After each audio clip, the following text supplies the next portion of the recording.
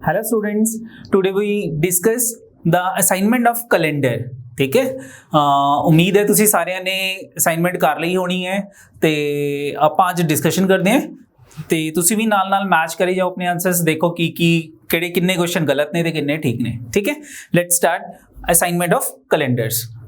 Number 1 question, first question हमारे पास, which of the following is not the leap year. Simple question, कौन सा leap year नहीं है?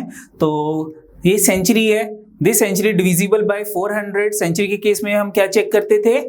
सेंचुरी के केस में हमें चेक करना है कि सेंचुरी 400 से डिविजिबल है तो वो लीप ईयर है, नहीं डिविजिबल होगी तो वो नॉट अ लीप ईयर। तो दिस डिविजिबल बाय 400 ये लीप ईयर है, डिविजिबल बाय 400 ये लीप ईयर है, डिविजिबल बाय 400 ये लीप ईयर है। तो कौन सी ऑप्शन हमारी जो है आंसर है, that is not divisible by 400 ये। तो this is my answer, B option. Which of the following is not the leap year? तो 1400 is not the leap year. Simple question.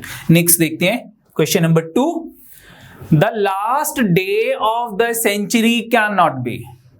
किसी भी सेंचुरी का लास्ट डे क्या नहीं हो सकता? ये भी क्लास में करवाया हुआ क्वेश्चन था। तो इसके लिए हमने क्या कहा था कि 100 में जो ऑड डेज हैं, 100 में ऑड डेज 5 थे, 5 फॉर फ्राइडे, यानी कि सेंचुरी का लास्ट डे फ्राइडे हो सकता है।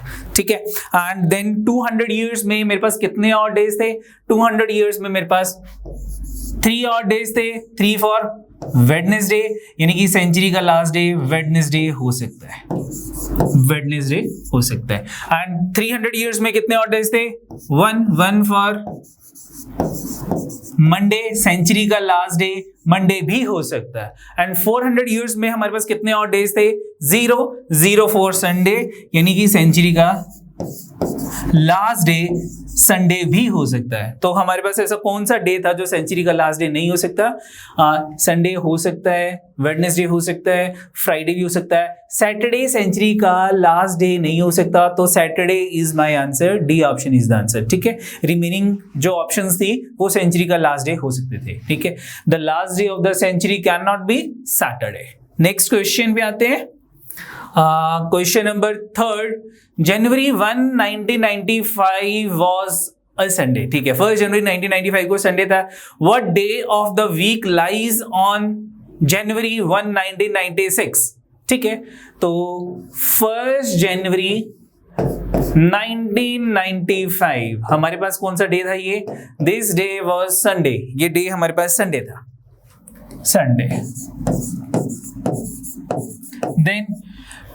Then what day of the week lies on January 1 1996? 1/1/1996, exactly 1 year का गैप है। हमारे पास डेट सेम है, हमारे पास मंथ सेम है, लेकिन ईयर्स में हमारे पास 1 ईयर का गैप है। तो अब हमारे पास यहाँ पे इंपॉर्टेंट क्या है दोनों में, कि दोनों ईयर्स के बीच में या दोनों डेट्स के बीच में 1/1/1995 से लेके 1 जनवरी 1996 तक, इन दोनों के बीच में फरवरी जो है वो कौन से ईयर का आएगा? 1995 का या 1996 का? ऑब्वियस ही बात है कि फरवरी जो है वो हमारे पास 1995 का होगा। तो that is non leap year, and non leap year mean कि फरवरी में मेरे पास 28 डेज होंगे। तो 28 डेज का मतलब क्या हो गया कि मेरे पास इन दोनों ईयर डेट्स के बीच में 365 डेज होंगे। एंड अगर इन दोनों डेट्स के बीच में 365 डेज हैं तो इट मीन मेरे पास जो नंबर ऑफ ऑड डेज है वो कितने हो जाएंगे? 365 डेज में कितने ऑड डेज होते हैं? 1 ऑड डे। इट मीन मेरे पास अगर इस डेट को संडे था तो इस डेट को कौन सा डे होगा? 1 ऑड डे, यानी कि दोनों डेट्स के बीच में 1 ऑड डे है, तो एक दिन मैं आगे मूव कर जाऊंगा। अगर इस दिन संडे था तो इस दिन कौन सा डे होगा? मंडे।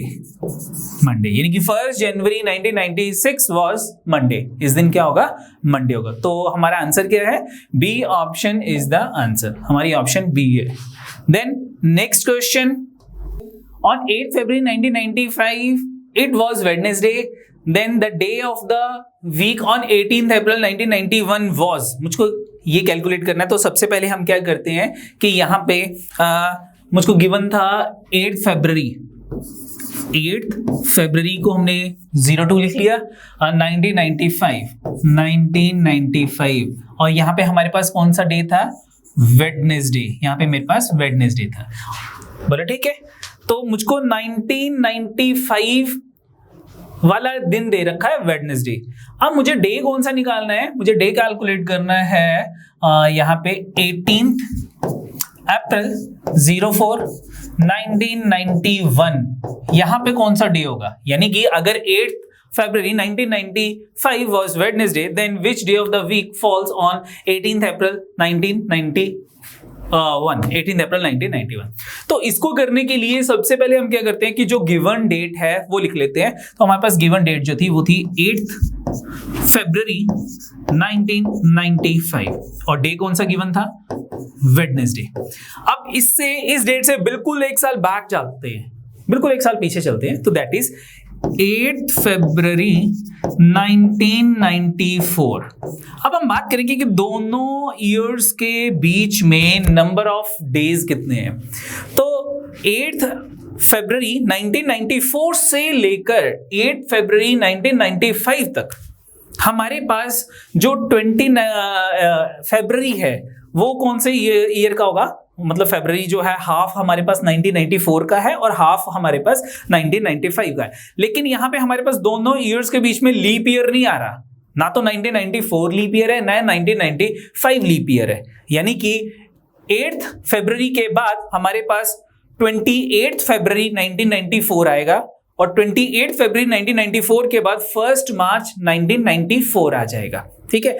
यानी कि हमारे पास दोनों डेट्स के बीच में 29 फरवरी नहीं आ रहा, और अगर दोनों डेट्स के बीच में 29 फरवरी नहीं आ रहा, इट मीन दोनों डेट्स के बीच में 365 डेज होंगे। तो यानी कि दोनों डेट्स के बीच में 365 डेज हैं, और अगर दोनों डेट्स के बीच में 365 डेज हैं तो 365 डेज का क्या मतलब होता है, 1 ऑड डे। तो दोनों में 1 ऑड डे होगा। तो 1995 से अगर मुझे 1994 पे जाना, दोनों ईयर्स में 1 ईयर का गैप होगा, तो इस दिन कौन सा डे हो जाएगा, 1 डे बैक। वेडनेसडे से एक दिन पीछे चले जाओ, दैट इज ट्यूसडे, ठीक है। देन 8 फरवरी 1993, अगेन दोनों डेट्स में, अब मैं इन दोनों डेट्स को कंसीडर करना है, 8 फरवरी 1994 एंड 8 फरवरी 1993। अगेन दोनों डेट्स के बीच में जो नंबर ऑफ डेज है वो 365 है, और अगर दोनों डेट्स के बीच में जो नंबर ऑफ डेज 365 है तो हमारे पास 1 ऑड डे होगा। तो यहां से मैं एक दिन और पीछे चला जाऊंगा, ट्यूसडे से एक दिन पीछे चलेंगे, हमारे पास क्या आ गया, मंडे आ गया, ठीक है। नेक्स्ट हमारे पास 8 फरवरी 1992। अब देखते हैं 1992, अब हमारे पास कितने डेज होंगे दोनों डेट्स के बीच में।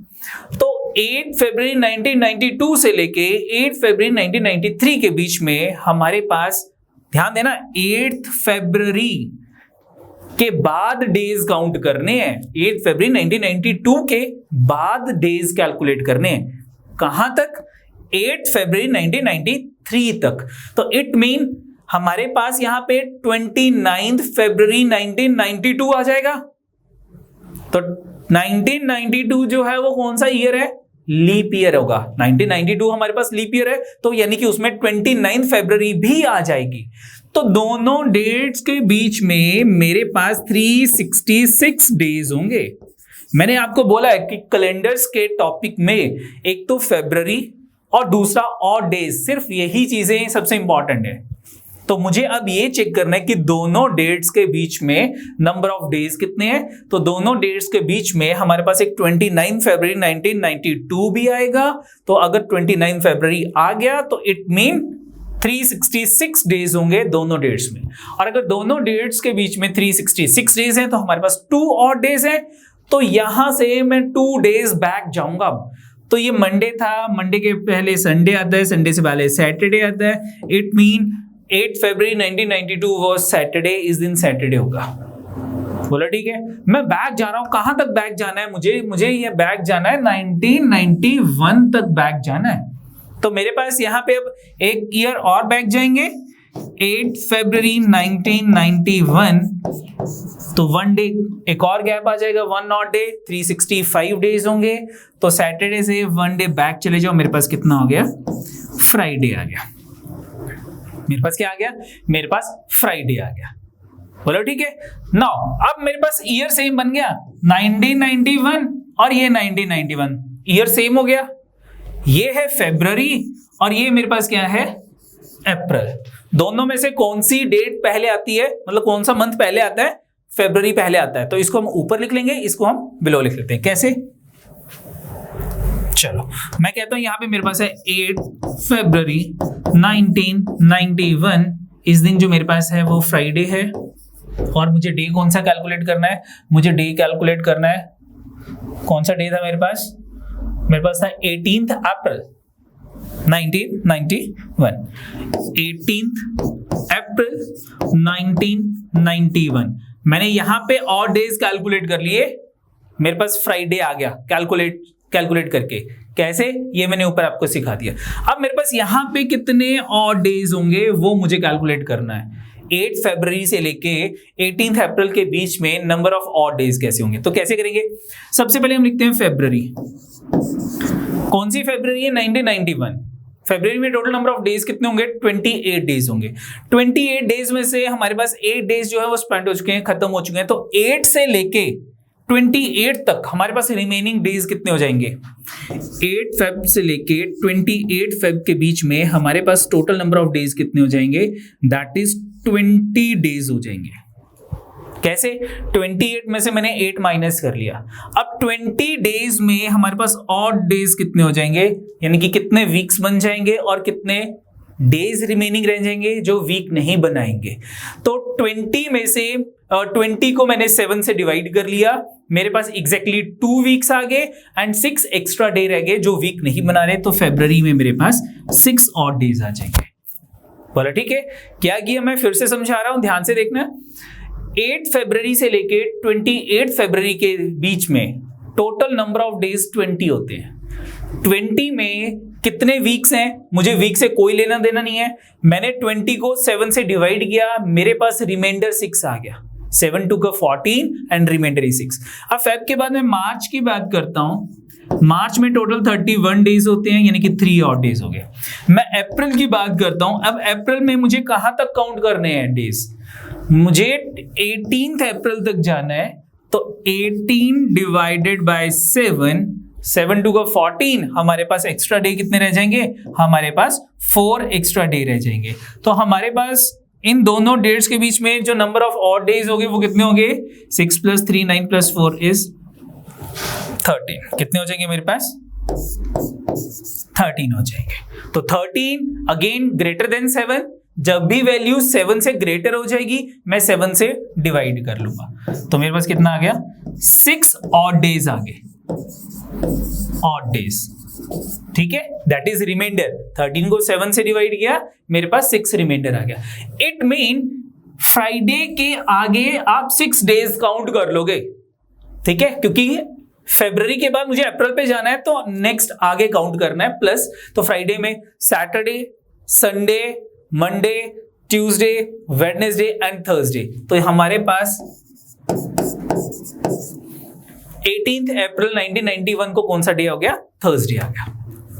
बोलो ठीक है, ठीक है। चलो इस क्वेश्चन को मैं एक और तरीके से करके दिखाता हूं। ठीक है, जो आपको इजी लगता है आप वैसे कर लेना। ये सारी चीजें मैंने आपको लिखवा के करवाई हैं। ठीक है, इस सारी को हम फिंगर पे कैलकुलेट करके दिखाते हैं कि कैसे करना है। सबसे पहले जो मुझे गिवन था वो क्या गिवन था, मुझे गिवन था 8 फरवरी 1995 और दूसरी डेट मुझे गिवन थी 18 अप्रैल 1991। मुझे ये दो चीजें दे रखी हैं। दोनों में से जो डेट पहले आती है उसे ऊपर लिख लो, जो डेट बाद में आती है उसे नीचे लिख लेते हैं। ठीक है, यानी कि हम सबसे पहले 1991 वाली डेट लिखते हैं, 18/4/1991। मुझे डे कैलकुलेट करना है और मुझे डे कौन सा गिवन था, 8 फरवरी 1995। मुझे ये चीज गिवन थी। अब इसमें हम क्या कैलकुलेशन करेंगे कि 1991 से 1995 में ऑड डेज कैलकुलेट करेंगे। 18 अप्रैल से 8 फरवरी के बीच में हम ऑड डेज कैलकुलेट करेंगे। ठीक है, इन दोनों में ऑड डेज कैलकुलेट करेंगे, इन दोनों में ऑड डेज कैलकुलेट करेंगे। फिर देखते हैं हमारे पास नेट इफेक्ट क्या आता है। तो 1991 से 1992 पे जाना है मुझको। तो 1991, कौन सी 1991 की बात कर रहा हूं मैं? 18 अप्रैल की बात कर रहा हूं। तो 18 अप्रैल 1991 से अगर मैं 1992 पे जाता हूं तो मेरे पास कितना हो जाता है, कितने ऑड डेज हो जाएंगे मेरे पास यहाँ पे? मेरे पास यहाँ पे 2 ऑड डेज हो जाएंगे। ओ सॉरी 1990, हाँ 2 ऑड डेज हो जाएंगे मेरे पास। क्यों 2 ऑड डेज हो जाएंगे? क्योंकि मेरे पास यहाँ पे 29 फरवरी आता है। ठीक है, हाँ जी बेटा, मेरे पास क्या था? मेरे पास था 18 अप्रैल 1991 मुझे कैलकुलेट करना है, और मुझे गिवन क्या था? मुझे गिवन था 8 फरवरी 1995। मुझे गिवन था, क्या गिवन था मुझे? यहाँ पे वेडनेसडे गिवन था। तो मैंने जो दोनों ईयर में से जो ईयर पहले आता है वो डेट मैंने ऊपर लिख ली, जो बाद में आती है वो, जो ईयर बाद में आता है वो डेट मैंने नीचे लिख ली। अब यहाँ पे मुझे यहाँ पे और नंबर ऑफ डेज कैलकुलेट करने हैं दोनों ईयर्स के बीच में, और यहाँ पे मुझे दोनों डेट्स के बीच में नंबर ऑफ और डेज कैलकुलेट करने हैं। ठीक है, तो सबसे पहले अगर मैं यहाँ पे नंबर ऑफ और डेज कैलकुलेट करता हूँ, मेरे पास क्या था? 8 फरवरी से लेके 18 अप्रैल के बीच में। ये डेट पहले आती है फरवरी, ये बाद में आती है। ठीक है, तो मैं क्या कर लेता हूं, मैं 8 फरवरी से 8 अप्रैल के बीच में काउंटिंग कर रहा हूं, बिलो से अबव। तो ठीक है, सबसे पहले हमारे पास फेब आ जाएगा, फरवरी। टोटल डेज कितने हैं फरवरी में? 28 है, लेकिन 8 के बाद काउंट करने हैं, तो 8 to 28 हमारे पास टोटल 20 डेज हैं। तो 20 डेज में नंबर ऑफ ऑड डेज कितने हो जाएंगे? 6 डिवाइडेड बाय 7 किया, 6 आ गया। मार्च में टोटल डेज कितने हैं? 31। यहां पे मेरे पास ऑड डेज 3 आ गए, 31 को 7 से डिवाइड किया, 3 रह गया। अप्रैल में मुझे कहां तक जाना है? अप्रैल में मुझे जाना है 18 तक जाना है, डिवाइडेड बाय 7 किया, 4 आ गया। टोटल मेरे पास 13 आ गया। 13 को 7 से डिवाइड करेंगे, हमारे पास यहाँ पे जो ऑड डेज हैं वो 6 आ गए। ध्यान रखना, हमारे पास जो ऑड डेज हैं वो 6 आ गए। ठीक है, अब यहाँ पे ऑड डेज कितने हो जाएंगे? 91 to 95 काउंट करना है। तो 91 से 92 तक अगर मैं बात करता हूं, तो मेरे पास ईयर की बात करता हूं, तो दैट इज 1 ऑड डे। ठीक है, अगर मैं 92 से 93 ईयर तक की बात करता हूं, तो दैट इज 2 ऑड डे, क्योंकि 92 मेरे पास लीप ईयर है। 91 से 92 तक 1 ऑड डे, 92 से 93, तो 92 ईयर जो है वो लीप ईयर है, तो 2 ऑड डेज। 93 मेरे से 94 तक अगेन 1, एंड 94 से 95 तक अगेन 1 ऑड डे। बोलो ठीक है, 91 से 92 1 ऑड डे, 92 to 93 हमारे पास 2 ऑड डेज, 93 to 94 हमारे पास 1 ऑड डे, 94 to 95 हमारे पास 1 ऑड डे। ठीक है, अब आपको कि सर यहाँ पे अगर मैं 1 जन की बात करता हूँ कि 1 जन 1991 से 1 जन 1992 की बात करूंगा तो 1 ऑड डे आ गए। 1 जन 1992 से 1 जन 1993 की बात करूंगा तो 2 ऑड डेज आ गए, एंड सो ऑन। तो दोनों ईयर्स के बीच में जो मेरे पास total number of odd days है वो कितने हैं? 2, 3, 4 एंड 5। यहाँ पे जो मेरे पास ऑड डेज है वो 5 हैं, और यहाँ पे मेरे पास ऑड डेज जो है वो 6 है। ठीक है, लेकिन इंपॉर्टेंट चीज क्या है यहाँ पे? इंपॉर्टेंट चीज ये है कि फरवरी से अगर मैं अप्रैल में जाता हूं, तो फेब टू अगर मैं अप्रैल जाता हूं तो पॉजिटिव 6 होगा या नेगेटिव 6 होगा? फेब के आगे मूव करना है मुझे, तो मैं पॉजिटिव 6 लिखूंगा। यहां पे 95 से 91 पे जाना है मुझे, 95 to 91। मैं 95 से बैक ईयर्स में जा रहा हूं, तो जो भी मेरे पास ऑड नंबर ऑफ डेज है वो नेगेटिव होंगे, -5, ये -5, ये पॉजिटिव 6। फिर से ध्यान से सुन लो, मैंने क्या कहा है कि 95 to 91, मैं 95 to 91 क्यों जा रहा हूं? क्योंकि मुझे 95 का डे गिवन था, तो मैं 95 to 91 जा रहा हूं, तो -5 आ गया, नेगेटिव, बैक जा रहा था। यहां पे मैं फरवरी टू अप्रैल जा रहा हूं, अगर यहां पे फरवरी की जगह मेरे पास यहां पे अगर जून होता, तो जून से मैं कहां पे जा रहा हूं? अप्रैल पे जा रहा हूं, तो फिर से बैक जाता, तो यहां भी मैं माइनस की बात करता। लेकिन अब मैं फरवरी से अप्रैल पे जा रहा हूं, तो पॉजिटिव, क्योंकि फेब के बाद ही अप्रैल आता है, तो हमारे पास पॉजिटिव 6 आ गया। दोनों को अगर मैं सॉल्व करता हूं कि 6 में से मैं 5 ऑड डेज माइनस कर लूं, 6 ऑड डेज में से 5 ऑड डेज माइनस कर लूं, तो मेरे पास +1 ऑड डे आ जाएगा, +1। तो +1 का क्या मतलब हो गया कि वेडनेसडे से आगे +1 यानी कि नेक्स्ट 1 डे। ठीक है, तो दैट इज थर्सडे, तो इस दिन मेरे पास थर्सडे आ जाएगा।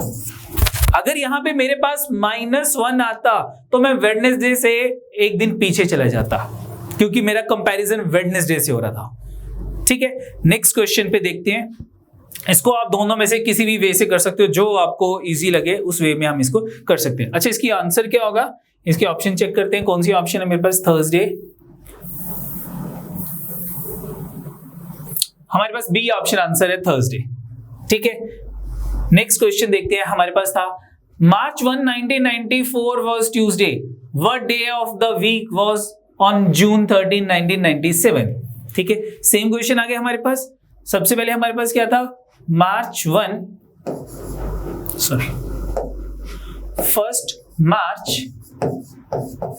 1994 और डे कौन सा है हमारे पास? Tuesday. What day of the week falls on June 13, 1997?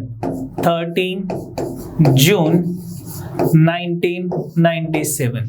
यहां पे ऑड डेज कैलकुलेट करते हैं और यहां पे ऑड डेज कैलकुलेट करते हैं। 94 से अगर मैं 95 में जा रहा हूं 1 ऑड डे, 95 से 96 में 1 ऑड डे, 96 टू 97 हमारे पास 2 ऑड डेज हो जाएंगे। ठीक है, तो total number of odd days कितने हो गए मेरे पास? यहाँ पे 4 हो गए, और 94 टू 97 मूव कर रहा हूं तो +4 हो गए। कोई डाउट तो बताओ मुझे। एक बार फिर से बता देता हूं कि 1994 to 1995 1, 95 to 96 1, 96 to 97, 96 year consider करना है तो मेरे पास 2 ऑड डेज हो जाएंगे, क्योंकि 96 जो है वो मेरे पास लीप ईयर है। तो 97 मेरे पास कितने ऑड डेज आ गए? 4 ऑड डेज आ गए। ठीक है, और अब इधर काउंट करते हैं कि मार्च टू जून, 1 मार्च से 13 जून तक कितने ऑड डेज होंगे। तो मार्च 1, मार्च में टोटल डेज कितने होते हैं? मार्च में टोटल डेज है हमारे पास 31, लेकिन 1 मार्च के बाद काउंट करने हैं, तो 1 मार्च से लेके 31 मार्च के बीच में हमारे पास टोटल नंबर ऑफ डेज 30 हो जाएंगे। 7 से डिवाइड करूंगा तो मार्च में हमारे पास total number of odd days 2 आ जाएंगे। अप्रैल में कितने हो जाएंगे? अप्रैल में हमारे पास 2 आ जाएंगे। मई में कितने हो जाएंगे? 31 डेज हैं, 3 आ जाएंगे। और जून कहां तक जाना है मुझे? जून 13 तक जाना है। तो जून 13 को हम किससे डिवाइड कर लेंगे? 13 डेट को हम किससे डिवाइड कर लेंगे? 7 से डिवाइड कर लेंगे। तो 13 डिवाइडेड बाय 7 कितना हो जाएगा? 6 आ जाएगा मेरे पास यहाँ पे। बोलो ठीक है, 7 1 का 7 एंड रिमाइंडर इज 6। तो टोटल कितना हो गया यहाँ पे? मेरे पास आ गया 2 + 2 4 + 3 7 + 6 अगेन 13 डिवाइडेड बाय 7, और डेज जो है वो 6 हो जाएंगे। अब हमारे पास इन दोनों डेट्स के बीच में जो ऑड डेज आ गए वो 6 आ गए। 1 मार्च से लेके 13 जून के बीच में जो ऑड डेज हैं वो 6 हैं। अब 6 पॉजिटिव होंगे या नेगेटिव होंगे? पॉजिटिव होंगे। क्यों? क्योंकि मार्च से जून पे जाना है, तो +6। तो 6 + 4 कितना हो गया? 10। अगेन 7 से ग्रेटर है तो 10 ऑड डेज का मतलब क्या हो गया? 1 week 3 odd days, 3 odd days. तो 3 ऑड डेज यानी कि मैं ट्यूसडे से आगे 3 दिन मूव कर जाऊंगा। तो ट्यूसडे में अगर मैं 3 डे ऐड कर दूं, वेडनेसडे, थर्सडे, फ्राइडे, तो मेरे पास जो है वो 13 जून 1997 कौन सा डे था? फ्राइडे। बोलो ठीक है। चलो, अब इसको अगर दूसरे वे में करना था हमने, जैसे एक एक ईयर मूव किया था, वो कैसे किया था हमने? हमारे पास क्या था? 1 मार्च 1994 और डे कौन सा गिवन था मुझे? ट्यूसडे। आफ्टर 1 ईयर 1 मार्च 1995, एग्जैक्टली 1 ईयर के बाद हमारे पास कौन सा डे होगा? हमारे पास फरवरी 1995 का आएगा, that is non leap year. दोनों डेट्स के बीच में 365 डेज, तो 1 ऑड डे, ट्यूसडे में 1 ऐड कर लो, हमारे पास वेडनेसडे आ जाएगा। देन 1 मार्च 1996। अब मेरे पास 1995 से लेके 1996 तक, 1 मार्च तक हमारे पास 29 फरवरी 1996 आएगा, दोनों डेट्स के बीच में। तो 2 डेज जो हैं हम आगे मूव कर जाएंगे, क्योंकि मार्च 1995 से मार्च 1996 के बीच में 366 डेज होंगे। तो 2 और डेज, वेडनेसडे के बाद थर्सडे एंड फ्राइडे, यानी कि 1 मार्च 1996 वाज फ्राइडे। अब मुझे 97 पे जाना है। 1 मार्च 1997 तो कौन सा डे हो जाएगा मेरे पास? फ्राइडे के बाद एक दिन और मूव कर जाऊंगा, सैटरडे। बोलो ठीक है। नाउ अब मेरे पास ईयर सेम बन गए। मुझे कौन सी डेट कैलकुलेट करनी थी? मुझे कैलकुलेट करनी 13 जून 1997। मेरे पास कौन सी डे कैलकुलेट होगी? मेरे पास डे कैलकुलेट हो गया 1 मार्च 1997 जो है वो सैटरडे है। ईयर सेम हो गए हमारे पास। अब ईयर सेम हो गए, अब हमारे पास क्या है? 13 जून 1997 ईयर सेम बन गए। यहां पे ऑड डेज कैलकुलेट कर लेता हूं कि दोनों डेट्स के बीच में नंबर ऑफ ऑड डेज कितने होंगे। तो मार्च में मैंने अभी बताया था पहले कितने थे मेरे पास? 30 डेज डिवाइडेड बाय 7। 30 क्यों होंगे? क्योंकि 1 मार्च के बाद काउंट करने हैं 31 मार्च तक। तो 31 में से 1 माइनस कर लूंगा, 30 रह जाएगा। डिवाइडेड बाय 7 किया, हमारे पास मार्च में 2 ऑड डेज आ गए। अप्रैल में कितने आ जाएंगे? टोटल 30 डेज होते हैं, 2 आ गए। मई में कितने आ जाएंगे? 31 डेज हैं, 3 आ जाएगा। और जून 13 तक जाना है, डिवाइडेड बाय 7, 6 आ गया मेरे पास। तो 2 + 2 4 + 3 7 + 6 इज 13 डिवाइडेड बाय 7, यानी कि 6 ऑड डेज। तो मैं यहाँ पे मेरे पास क्या कौन सा डे आता है? सैटरडे के आगे 6 दिन मूव कर जाऊंगा। सैटरडे के बाद 6 डेज और काउंट कर लूंगा। तो 6 डेज काउंट करें, Sunday, Monday, Tuesday, Wednesday, Thursday and 6th day Friday. तो हमारे पास इस दिन कौन सा डे हो जाएगा? फ्राइडे। बोलो ठीक है। जैसे आपको करना है आप वैसे कर सकते हो। एक एक ईयर मूव करना है या आप ऑड डेज कैलकुलेट करने हैं जैसे हमने ऊपर किए थे, ये आपकी चॉइस है कि आपको कैसे करना है। ठीक है, ये जो हमने यहां पे किया था ये वाला कि दोनों ईयर्स के बीच में ऑड डेज कैलकुलेट कर लिए, 4 आ गए। दोनों डेट्स के बीच में ऑड डेज कैलकुलेट किए, 6 आ गए। तो 6 + 4 10, यानी कि 3 ऑड डेज। यहां से 3 दिन आगे चले जाओ। इट्स ऑन यू कि आप कैसे करते हो। तो हमारे पास ऑप्शन क्या आ गई? हमारे पास आंसर आ गया Friday. Your C option is the answer. Next question देखते हैं। नेक्स्ट क्वेश्चन है हमारे पास, कहता May 26, 1993 was Wednesday. What day of the week was on the March 1987? Same question है, कर लोगे? ठीक है, तो देखते हैं हमारे पास क्या है। मई 26 मई 1993 was Wednesday. हमारे पास जो डे ऑफ द वीक है that is Wednesday. Then what day of the week was on the March 1987। ठीक है, हमारे पास कौन सा गिवन था? 1993, सॉरी 19 रह गया, 93। चलो अब अगेन 1993 से 1987 के बीच में मुझको number of odd days calculate करने हैं। ठीक है, 1993 to 1987, या फिर ये भी सोच सकता हूं कि 1987 से लेके 1993 के बीच में नंबर ऑफ ऑड डेज कितने होंगे। ठीक है, 93 और 87 के बीच में या 87 और 1993 के बीच में ऑड डेज कितने। तो ठीक है, 87 से अगर मुझे 88 पे जाना है 1, 88 to 89 2, क्योंकि 89 में हमारे पास जो है 88 जो है वो मेरे पास लीप ईयर है। ठीक है, तो मैं यहां साइड पे लिख लेता हूं। 87 1 हो गया, 88 में 2 हो गए, 89 में 1 हो गया, 90 में 1 हो गया, 91 में 1 हो गया, 92 में 2 ऑड डेज हो गए, और बस 92 तक के। वाई 92 तक? क्योंकि 87 1 जन 87 से अगर मैं कहता हूं 1 जन 88 तक, ठीक है, देन 87 to 88 1 ईयर, 88 to 89 दूसरा year, 89 to 90, 90 to 91, 91 to 92 and 92 to 93। ठीक है, तो मेरे पास कितना आ गया यहाँ पे? 1 + 2 3 4 5 6 7 8 आ गया, यानी कि दोनों के बीच में जो नंबर ऑफ ऑड डेज हैं वो 8 आ गए। जब भी मेरे पास total number of odd days 7 से ग्रेटर हो जाए तो उसको 7 से डिवाइड कर लो, या तो 8 एज इट इज रहने दो, या 8 को 7 से डिवाइड करके 1 लिख लो, कोई फर्क नहीं है, जो आपने करना है वो कर सकते हो। या 8 लिख लो, या 8 को 7 से डिवाइड किया, 1 वीक 1 डे आ गया तो 1 भी लिख सकते हो।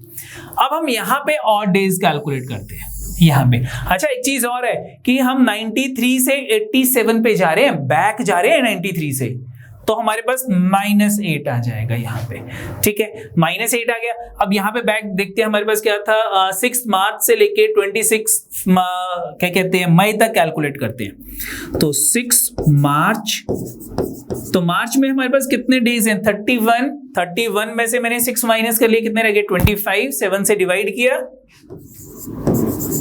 कितना आ गया ये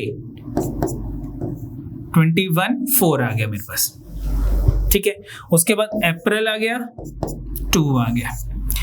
मई कहां तक जाना है मुझको, 26 तक जाना है, 26 डिवाइडेड बाय 7, 5 आ गया, चलो ठीक है। तो इनको ऐड कर लेते हैं, 4 + 2 6 + 5 11 डिवाइडेड बाय 7, क्योंकि ये मेरे पास क्या हो गया था 7 से ग्रेटर हो गया, तो 11 डिवाइडेड बाय 7 मेरे पास 4 ऑड डेज आ गए।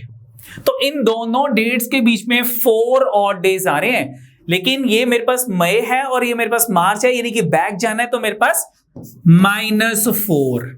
यहां पे 93 से 87 8 आया था, डिवाइडेड बाय 7 किया, 1 आ गया। यहां भी बैक जा रहे हैं तो -1, तो what is -4 and -1, that is equal to -5, यानी कि मुझे वेडनेसडे से -5 करना है। तो वेडनेसडे से मुझे बैक चलना है, कितना है 5 डेज, तो कितना हो जाएगा मेरे पास फ्राइडे, वेडनेसडे से बैक चलते हैं, Tuesday, Monday, Sunday, Saturday and Friday. तो मेरे पास कौन सा डे आ गया, 6 मार्च 1987 फ्राइडे होगा मेरे पास, बोलो ठीक है। तो what is the answer, D option is the answer, बोलो ठीक है। चलो नेक्स्ट क्वेश्चन देखते हैं। नेक्स्ट क्वेश्चन है हमारे पास, Monday falls on 20th November 1995, what was the day on 3rd August 1999। Again same question है मेरे पास कि 20th November 1995 मंडे फॉल, इस दिन मंडे है, मंडे था। What was the day on 3rd August 1999। चलो ठीक है, अब इसको हम दूसरे वे में करते हैं। क्या था हमारे पास 20th November, सबसे पहले ईयर सेम बनाएंगे हम, 1995 मंडे, 20th November 1996, दोनों ईयर्स के बीच में 366 डेज हैं, क्योंकि फरवरी 1996 का आ जाएगा। तो मेरे पास जो है वो मंडे से 2 दिन आगे चला जाऊंगा, वेडनेसडे, क्योंकि दोनों डेट्स के बीच में 366 डेज हैं, एंड 366 डेज का मतलब है 2 ऑड डेज। तो 20th November 1997, now 1 odd day, यहां पे थर्सडे हो गया। 20th November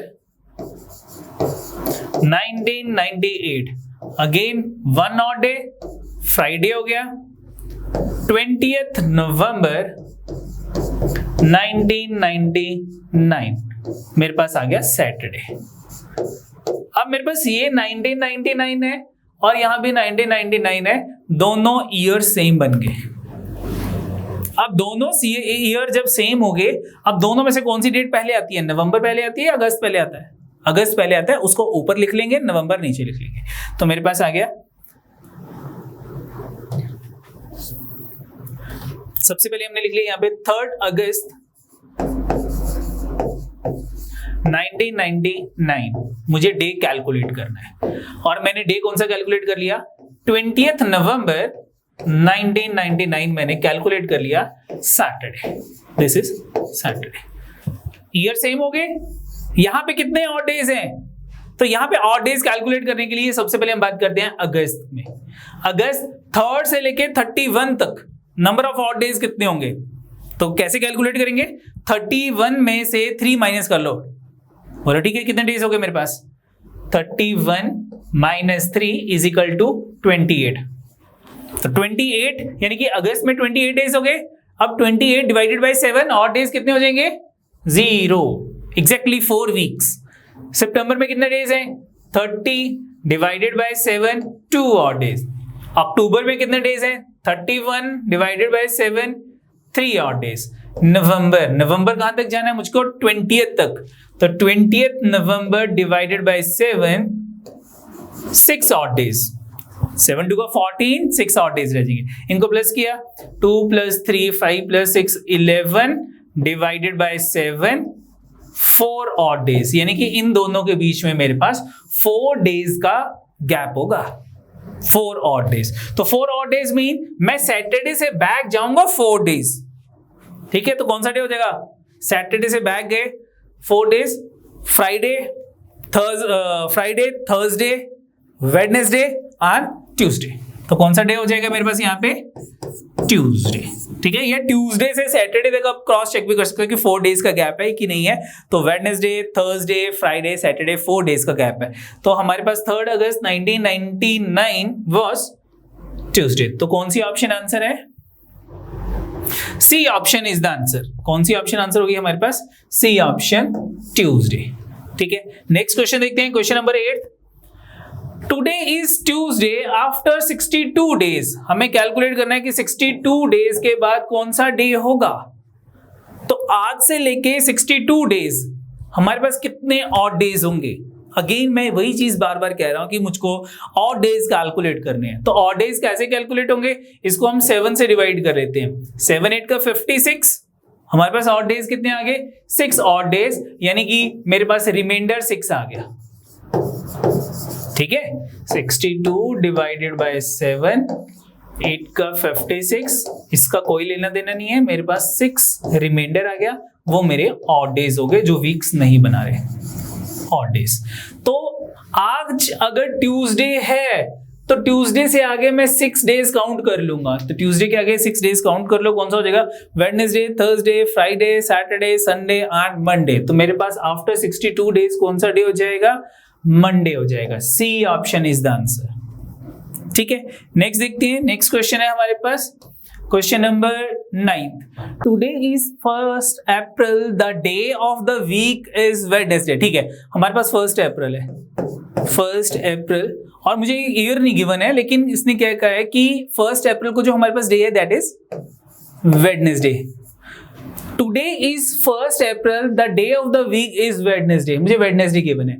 this is a leap year, ठीक है। और जो ये ईयर है ये लीप ईयर है। क्या मतलब हुआ इसका कि ये ईयर लीप ईयर है, यानी कि इस ईयर में 29 फरवरी आया था, और अगर इस ईयर में 29 फरवरी आया था तो वो बीत चुका है, 29 फरवरी जा चुका है। 29 फरवरी के बाद अब जो डेट है मेरे पास दैट इज 1st अप्रैल, और हमारे पास डे जो है वो वेडनेसडे है। This is a leap year, the day of the week on the day after 3 years. ये बहुत इंपॉर्टेंट है, आफ्टर 3 ईयर्स। तो आफ्टर 3 ईयर यानी कि अगर मैं आफ्टर 1 ईयर की बात करता हूं, 1 साल बाद की बात करता हूं, 1st अप्रैल की बात करता हूं, तो अब इन दोनों डेट्स के बीच में 29 फरवरी नहीं आएगा, क्योंकि 29 फरवरी वाला ईयर जो है वो ये वाला ईयर था। तो इन दोनों डेट्स के बीच में हमारे पास जो फरवरी आएगा वो इस ईयर का आएगा, अब इस ईयर का। तो इस ईयर में तो अब क्या कहते हैं, ये लीप ईयर तो है नहीं है, क्योंकि इससे प्रीवियस ईयर लीप ईयर था। तो मेरे पास जो नंबर ऑफ ऑड डेज होंगे दोनों के बीच में वो 365 डेज होंगे, और 365 डेज का मतलब है 1 ऑड डे।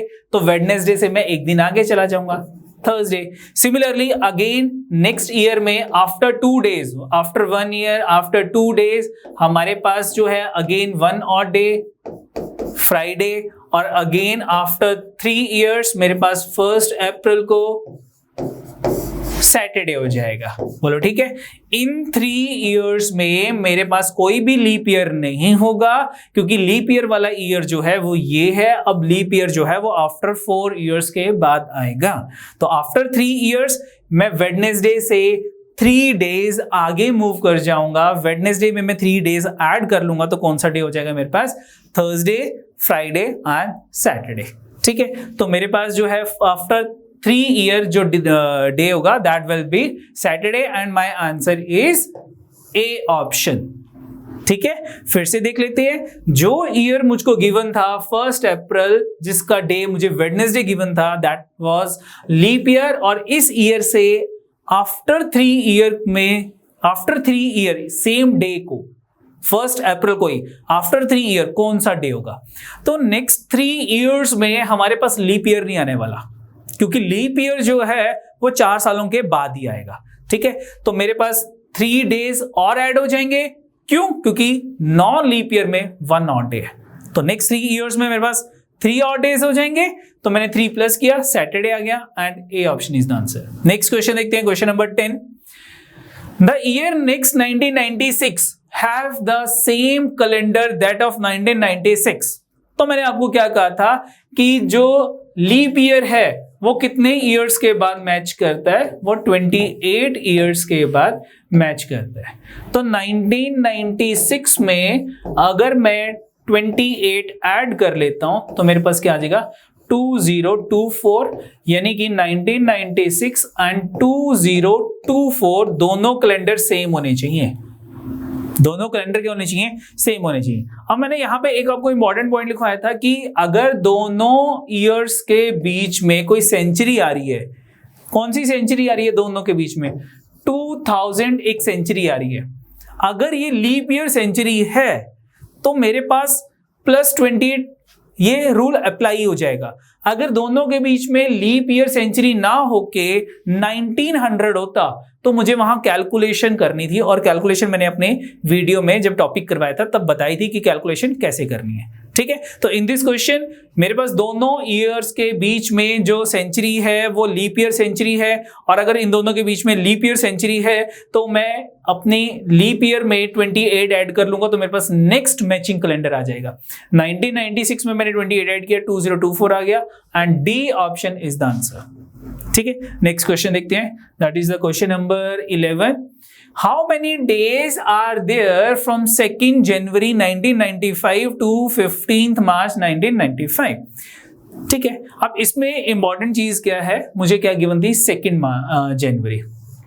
2nd जनवरी 1995, और सेकेंड डेट है मेरे पास 15th मार्च 1995। अब इसमें ईयर तो सेम है, ईयर तो सेम है, वो तो मुझे कैलकुलेशन की जरूरत नहीं है। अब यहाँ पे बच्चों में दिक्कत क्या आती है कि सर जो ये हमारे पास जनवरी है इसमें ये जो सेकंड है, क्या ये सेकंड इंक्लूड होगी, या फिर ये जो मेरे पास 15th है ये 15th इंक्लूड होगी? ठीक है, तो ये ध्यान रखना बेटा कि हमारे पास जो 2 डेट्स गिवन है, दोनों डेट्स में से एक डेट इंक्लूड होगी, दोनों इंक्लूड नहीं होंगी, ये नंबर 1। दूसरी चीज, मोस्टली इन प्रैक्टिस हम बाद वाली डेट को इंक्लूड करते हैं, पहली वाली डेट को एक्सक्लूड करते हैं। तो सिंपली मुझे कुछ नहीं करना, जनवरी में मेरे पास टोटल 31 डेज होते हैं, जिसमें से 2 दिन जो है वो बीत चुके हैं। रिमेनिंग डेज कितने रह गए? मैंने 31 में से 2 माइनस किया, मेरे पास 29 रह गया। बोला ठीक है। अब जनवरी के बाद मेरे पास आता है फरवरी। फरवरी अब कौन से ईयर की बात हो रही है? 1995 की बात हो रही है, that is non leap year. And non leap year फरवरी में मेरे पास 28 डेज होते हैं। उसके बाद मेरे पास आ गया मार्च। अब मार्च में मुझे कौन सी डेट तक जाना है? मार्च में मुझको 15 तक जाना है, तो इसमें मैं 15 और ऐड कर लूंगा। इन तीनों का टोटल कर लो, दैट इज द आंसर। क्या इतना टोटल आ गया? 9 8 17 और 2 2 4 6 7 72, यानी कि आंसर इज बी ऑप्शन। बोलो ठीक है। नेक्स्ट देखते हैं question number 12।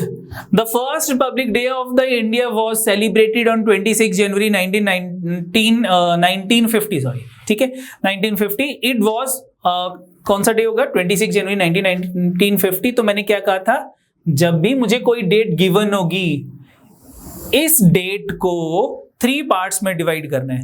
Number 1 century 1900, number 2 जो भी ईयर गिवन होगा इससे एक प्रीवियस ईयर लेना है, that is 49, and the third part जो remaining part of the date रह गया that is the 50th year की 26 जैन तक, जनवरी। चलो 1900 नंबर ऑफ ऑड डेज कितने हैं? 1। मैंने बताया था क्लास में कैसे करना है इसको, ठीक है। उसके बाद 49 में हमने नंबर ऑफ ऑड डेज कैसे कैलकुलेट करने हैं? अप टू 49 मेरे पास लीप ईयर कितने हैं? कैसे कैलकुलेट होगा, इसको 4 से डिवाइड कर लो। 49 को मैंने 4 से डिवाइड किया, 11 4 का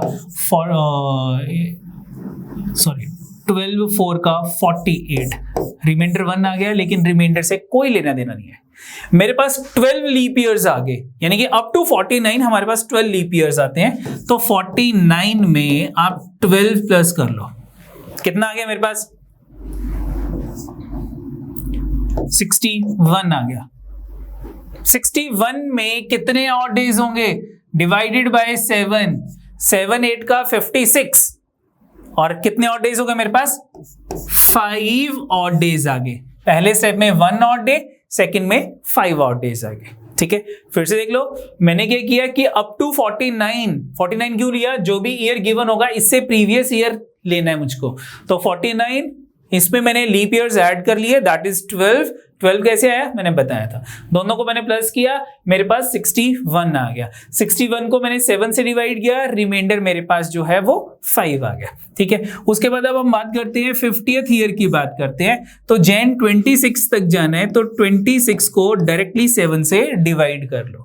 तो 26 को अगर मैं 7 से डिवाइड करता हूं तो कितना आ गया, 5 मेरे पास यहाँ पे ऑड डेज आ गए। 26 डिवाइडेड बाय 7, 7 3 का 21, 5 ऑड डेज आ गए रिमाइंडर। तो 5 प्लस 5 10, और पहले स्टेप में 1 11, टोटल डेज आ गए मेरे पास 11। 11 को 7 से डिवाइड करूंगा 4 आ जाएगा। तो 4 stand for 1 for Monday, 2 for Tuesday, 3 for Wednesday and 4 for Thursday. तो हमारे पास कौन सा डे था, ये Thursday. C option is the answer. ठीक है, नेक्स्ट क्वेश्चन देखते हैं। The first day of any century can not be, पहला दिन जो है वो कौन सा नहीं हो सकता। ठीक है, तो मैंने इसके लिए आपको करवाया था कि last day of the century कौन कौन से हो सकते हैं। तो हमने पहले भी एक क्वेश्चन किया था, तो कौन कौन से हो सकते हैं, एक हमारे पास हो सकता है मंडे, ट्यूसडे नहीं हो सकता, वेडनेसडे हो सकता है, फ्राइडे हो सकता है एंड संडे। ये 4 डे जो हैं ये सेंचुरी के लास्ट डे हो सकते हैं। ठीक है, अगर सेंचुरी का लास्ट डे जो है वो मंडे है, तो सेंचुरी का फर्स्ट डे कौन सा होगा, न्यू सेंचुरी का फर्स्ट डे कौन सा होगा, ट्यूसडे। अगर सेंचुरी का लास्ट डे वेडनेसडे है तो फर्स्ट डे कौन सा होगा, थर्सडे। अगर सेंचुरी का लास्ट डे फ्राइडे है तो फर्स्ट डे कौन सा होगा, सैटरडे। और अगर सेंचुरी का लास्ट डे संडे है तो फर्स्ट डे कौन सा होगा, मंडे। यानी कि ये डेज जो हैं ये सेंचुरी के फर्स्ट डे हो सकते हैं। तो कौन सा दिन सेंचुरी का फर्स्ट डे नहीं हो सकता, can not be the first day, Tuesday हो सकता है, मंडे हो सकता है, थर्सडे हो सकता है, वेडनेसडे किसी भी सेंचुरी का फर्स्ट डे कभी नहीं होगा।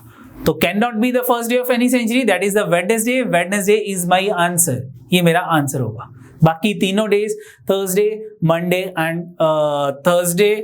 ट्यूसडे जो है वो सेंचुरी का फर्स्ट डे हो सकते हैं। ठीक है, एक क्वेश्चन और बनता है यहाँ पे कि ऐसा कौन सा दिन है या ऐसे कौन कौन से दिन है जो सेंचुरी का फर्स्ट डे भी हो सकता है एंड किसी अदर सेंचुरी का लास्ट डे भी हो सकता है।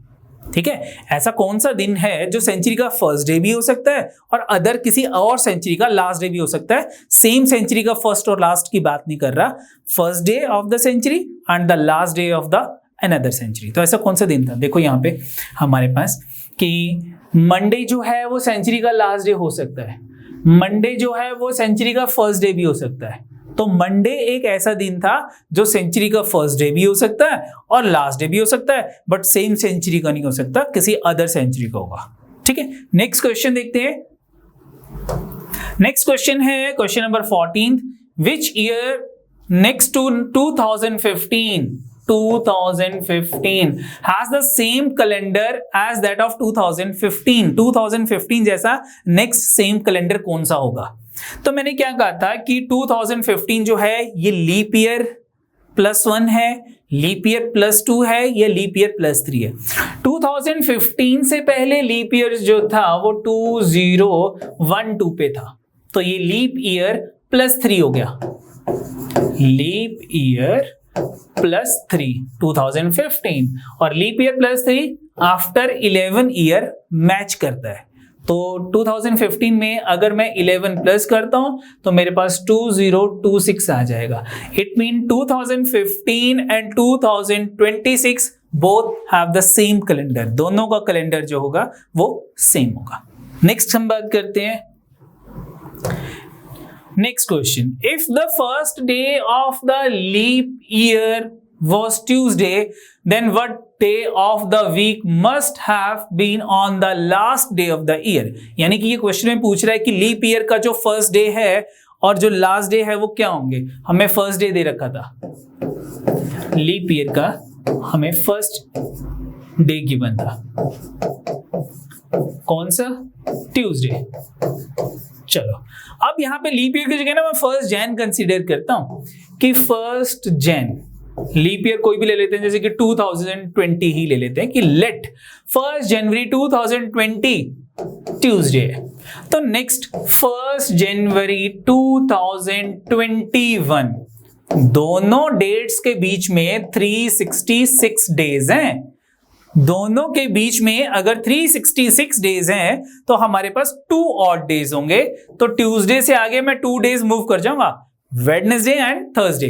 तो हमारे पास 1 जन 2021 में कौन सा हो जाएगा, थर्सडे। तो मैंने तो लास्ट डे की बात की थी कि last day of the same year कौन सा होगा, यानी कि 31 दिसंबर 2020 कौन सा होना चाहिए, थर्सडे से एक दिन पहले, यानी कि वेडनेसडे। बोलो ठीक है। यानी कि अब ध्यान से सुनना कि लीप ईयर में जो फर्स्ट डे अगर ट्यूसडे है तो लास्ट डे कौन सा होगा लीप ईयर का, दैट इज वेडनेसडे। अगर नॉन लीप ईयर, बात कर रहा हूं नॉन लीप ईयर की, नॉन लीप ईयर का अगर फर्स्ट डे मंडे है तो लास्ट डे भी मंडे होगा, फर्स्ट डे अगर ट्यूसडे है तो लास्ट डे भी ट्यूसडे होगा। यानी कि नॉन लीप ईयर में first and the last day of the year जो होगा वो सेम होगा, लेकिन लीप ईयर के केस में फर्स्ट डे और लास्ट डे में 1 डे का गैप होता है। अगर first day of the leap year जो है वो ट्यूसडे है तो लास्ट डे जो है वो वेडनेसडे होगा। तो C option is my answer, C option जो है वो हमारी क्या है, ऑप्शन है। ठीक है, तो ये क्वेश्चन नंबर हमारे पास अब आ गया question number 16। On what dates of April 1994 did Sunday fall. अप्रैल 1994 में कौन कौन सी डेट के ऊपर संडे है। तो इस क्वेश्चन में मुझे क्या करना है, कुछ नहीं करना है। इस क्वेश्चन में मुझे 1 अप्रैल 1994 कैलकुलेट करना है कि 1 अप्रैल 1994 को कौन सा डे था, और उसके अकॉर्डिंग मैं एडजस्ट कर लूंगा कि संडे जो है वो कौन सी डेट्स के ऊपर फॉल कर रहा है। तो कैसे करना है, अगेन फर्स्ट टाइप 1900 में नंबर ऑफ ऑड डेज कितने होंगे, 1 ऑड डे। कैसे कैलकुलेट किया मैंने अपनी क्लास में बताया था, आप वहां से देख सकते हो। उसके बाद मैं सेकंड पॉइंट की बात करूंगा। सेकंड पॉइंट, जो भी ईयर गिवन है इससे एक प्रीवियस ईयर लेना है। 93 ईयर्स में कितने ऑड डेज होंगे, तो 93 में कितने ऑड डेज होंगे, इसमें हम लीप ईयर्स ऐड कर लेंगे। 93 में कितने लीप ईयर्स हो जाएंगे हमारे पास, यहाँ पे लीप ईयर हो जाएंगे 23 लीप ईयर्स हो जाएंगे। बोलो ठीक है, कैसे, इसको हम 4 से डिवाइड कर लेते हैं, दोनों को प्लस करते हैं 116 आ जाएगा। 116 डिवाइडेड बाय 7 मेरे पास ऑड डेज कैलकुलेट हो जाएंगे। तो कितना हो जाएगा मेरे पास, कितना होता है ये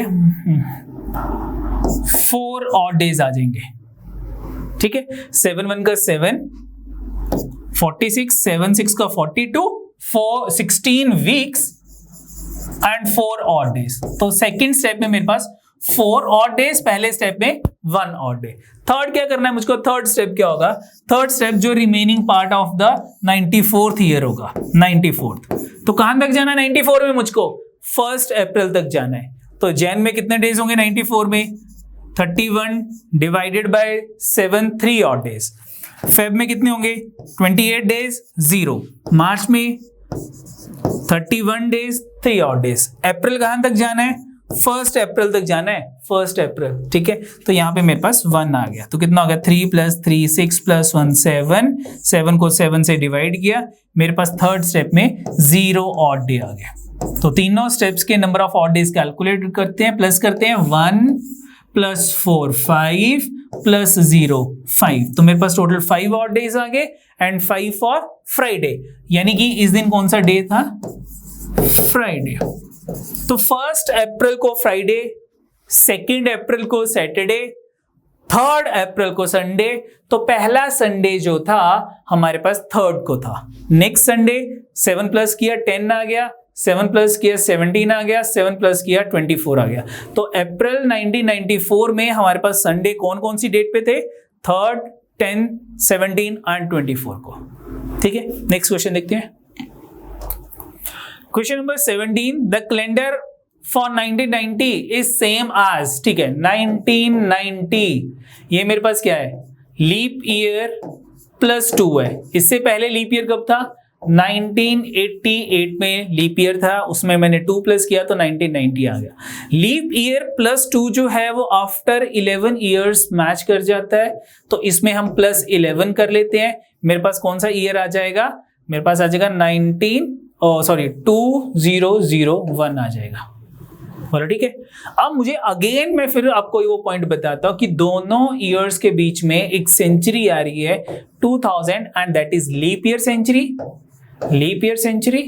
और अगर दोनों के बीच में लीप ईयर सेंचुरी आती है तो हमारे पास ये वो जो रूल था 28 ईयर्स, लीप ईयर 28 ईयर्स के बाद मैच करता है, लीप ईयर प्लस 1 जो था वो 6 ईयर्स के बाद मैच करता है, लीप ईयर प्लस 2 जो है वो 11 ईयर्स के बाद मैच करता है, और लीप ईयर प्लस 3 जो था वो भी 11 ईयर्स के बाद मैच करता है। ये अप्लाई हो जाएगा अगर मेरे पास leap year century in between आती है। ठीक है, तो मेरे पास यहाँ पे 2001 यानी कि C option is the answer. ठीक है, नेक्स्ट क्वेश्चन देखते हैं। नेक्स्ट क्वेश्चन है, the day on 5th March of the year is same day on what date of the same year.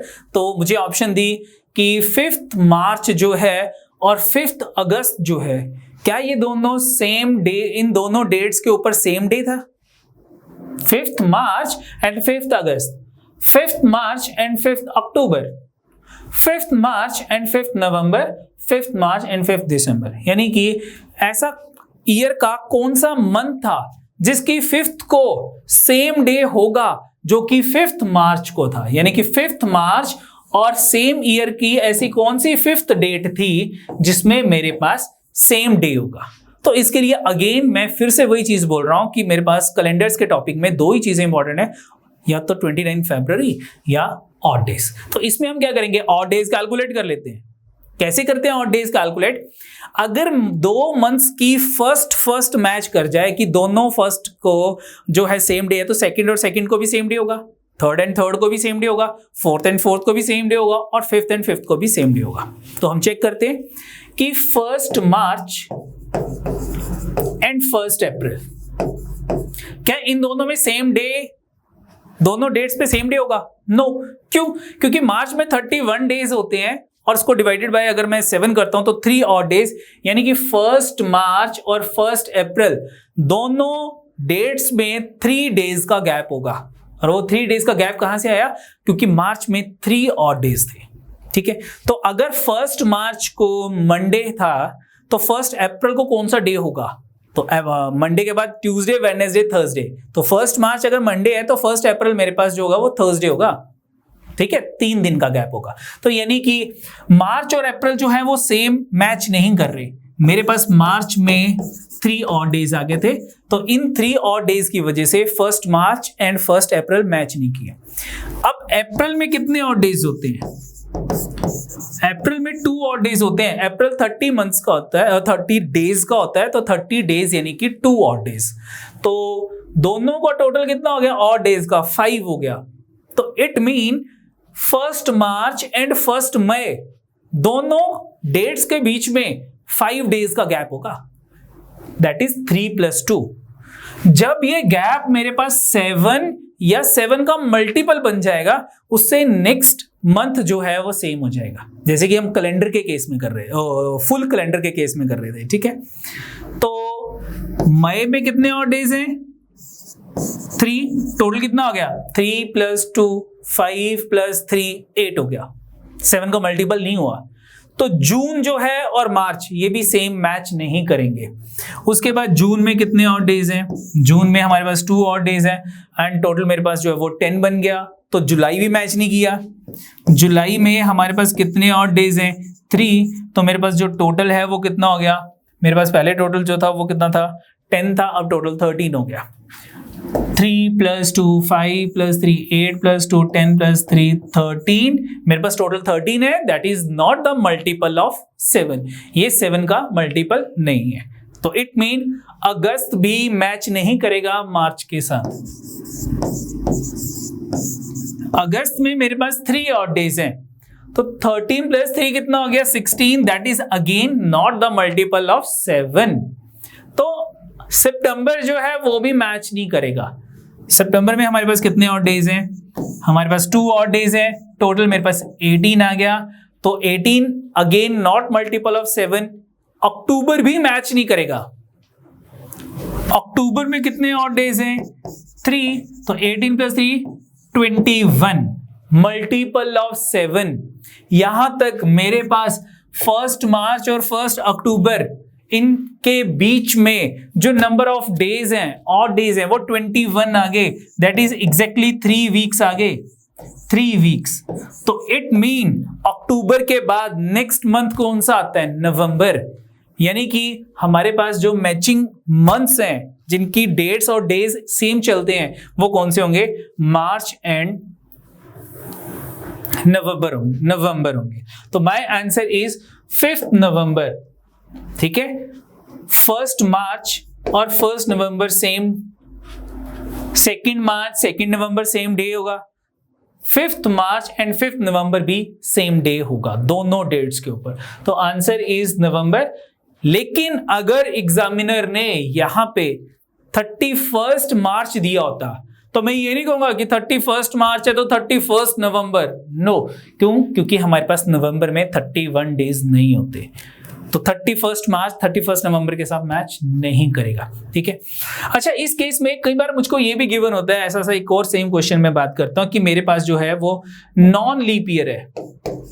तो नॉन लीप ईयर के केस में हमारे पास जो मार्च मंथ है और जो फरवरी मंथ है वो भी सेम डेट और डेज पे मूव करता है। क्यों, क्योंकि मार्च एंड फरवरी में टोटल जो नंबर ऑफ ऑड डेज है दोनों मंथ्स के बीच में वो 0 है। फरवरी में 28 डेज, एग्जैक्टली 4 वीक्स।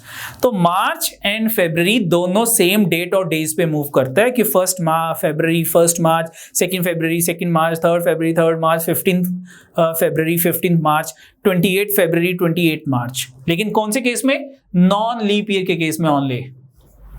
ठीक है, और नॉन लीप ईयर के केस में हमारे पास मार्च, फरवरी और नवंबर तीनों मंथ्स जो है वो सेम डेट और डेज पे मूव करते हैं। लेकिन अगर यहां पे मैं बात 29 मार्च की कर दूं तो 29 फरवरी नहीं आएगा, क्योंकि नॉन लीप ईयर के केस में 29 फरवरी नहीं होता। वो आपने थोड़ा सा ध्यान रखना है। ठीक है, तो ये हमारे पास थे कैलेंडर के क्वेश्चंस थे। ठीक है, जो मैंने आपके साथ डिस्कस कर लिए। ठीक है, तो लगता है कि सबके क्वेश्चन जो है वो सॉल्व हो गए होंगे और बहुतों ने आंसर जो है वो बिल्कुल ठीक दिया होगा, कहीं के आंसर ठीक भी होंगे। फिर भी अगर कोई डाउट है तो आप कमेंट बॉक्स में मुझको जो भी आपका डाउट है वो लिख लेना। ठीक है, थोड़ा एक्सप्लेन करके लिखा करो ताकि मुझे पता लगे कि क्या डाउट है। ठीक है, तो कैलेंडर्स के लिए इतना ही बहुत है। बहुत सारे क्वेश्चंस मैंने आपको जो है वो करवा दिए, इससे ज्यादा की पीसीएस के पॉइंट ऑफ व्यू से कोई जरूरत नहीं है। ठीक है, मैंने ज्यादा ही करवाया है। नेक्स्ट आता है मेरे पास सिंपल मतलब इंटरेस्ट दी शीट जी हैगी वो आप डिस्कस करेंगे। ਤੁਹਾਡੇ ਕੋਲ शीट पहुंच गई होनी, सारे ने सॉल्व भी किए होने क्वेश्चंस, तो एक एक करके आप देखते हैं क्वेश्चंस दे आंसर्स की ने। ठीक है, सब तो पहला question number 1, the simple interest on a sum of money is equal to principal. यानी कि interest and principal both are equal. Simple interest is equal to principal is equal to x। मैंने उसको x रुपीज सिलेक्ट कर लिया। आगे क्या कहा हुआ है, and the number of years equal to the rate percent per annum. यानी कि number of years is equal to rate percent per annum is equal to Y, इसको हम वाई लेट कर लेते हैं, ठीक है। अब मुझको क्या निकालना है, what is the rate percent, मुझको क्या कैलकुलेट करना है, the value of Y calculate करनी है। तो इंटरेस्ट का क्या फॉर्मूला होता है, interest is equal to principal rate time divided by 100। यहां पे वैल्यू पुट कर लेते हैं, इंटरेस्ट की जगह x आ गया, प्रिंसिपल की जगह भी वैल्यू x आ गई, इजिकल टू x, रेट की जगह y आ गया, टाइम की जगह भी y आ गया, डिवाइडेड बाय 100। बोला ठीक है, ये x और ये x कैंसिल हो गए, ये 100 इधर जाके मल्टीप्लाई होके 100 आ जाएगा, 100 equal to y into Y is y square, ये y स्क्वेयर आ जाएगा। बोलो ठीक है, and what is the value of y, that is equal to 10 आ जाएगी मेरे पास। इट मीन जो नंबर ऑफ ईयर्स है वो कितने हैं, 10, और जो मेरे पास रेट परसेंट पर एनम है वो कितना है, 10% पर एनम। तो रेट परसेंट मुझे कैलकुलेट करना था। कौन सी ऑप्शन आंसर है मेरे पास, कौन सी ऑप्शन है, C option is the answer. हमारा जो आंसर है वो क्या है, सी ऑप्शन 10%, ठीक है। सेकंड क्वेश्चन देखते हैं, question number 2, what is the time period for which ₹8,000, what is the time, मुझको क्या कैलकुलेट करना है, टाइम कैलकुलेट करना है, विच ₹8,000 अमाउंट्स टू 12,000, 8,000 यानी कि प्रिंसिपल जो है वो 8,000 है एंड द अमाउंट इज 12,000, ठीक है, and the rate of interest is 20% simple interest. तो अमाउंट का फॉर्मूला क्या था, सिंपल इंटरेस्ट में मैंने क्या बताया था आपको, amount is equal to principal into 1 plus r into t divided by 100, it is the formula of amount. What is my amount, 12,000, what is my principal, 8,000, ये 8,000 इधर मल्टीप्लाई हो रहा है, प्रिंसिपल उधर जाके डिवाइड हो जाएगा, divided by 8,000 is equal to 1 plus what is the rate, 20%, 20 time की जगह टी रहने देते हैं, डिवाइडेड बाय 100, ये आ गया मेरे पास। सॉल्व कर लेते हैं, 3 0 से 3 0 एलिमिनेट होगी, 4 3 का 12, 4 2 का 8, तो मेरे पास क्या आ गया, मेरे पास आ गया 3/2 इज इक्वल टू 1 प्लस 20/100, ये भी कटिंग कर लेते हैं, t/5 आ गया, 1 उधर जाके माइनस किया, what is 3/2 minus 1, that is equal to 1/2, 1/2 is equal to t/5। बोलो ठीक है, तो 5 उधर जाके मल्टीप्लाई हो जाएगा, तो हमारे पास क्या आ गया, 5/2 इज इक्वल टू t, यानी कि टाइम इज इक्वल टू 5/2 कितना हो गया, 2.5, 5/2 कितना हो गया, 2.5 ईयर्स। बोलो ठीक है, तो 2.5 कौन सी ऑप्शन आंसर थी हमारे पास थी, B option is the answer, 2.5 years. Question number 2, B option is the answer. Then question number 3, Ravi borrow ₹5,000 from Vijay. Borrow, ये मेरा प्रिंसिपल हो गया, at simple interest. After 4 years, Vijay received ₹1,000 more than the amount given to the Ravi on loan. ठीक है, उसको कितना money जो है वो एक्स्ट्रा रिसीव हो रही है, 1,000 मनी जो है वो एक्स्ट्रा रिसीव हो रही है। What is the interest, what is the rate of interest, यानी कि मुझे रेट कैलकुलेट करना है, ठीक है। तो रवि बोरो ₹5,000 फ्रॉम विजय, तो रवि का जो प्रिंसिपल है वो कितना बन गया मेरे पास, 5,000 आ गया, ठीक है।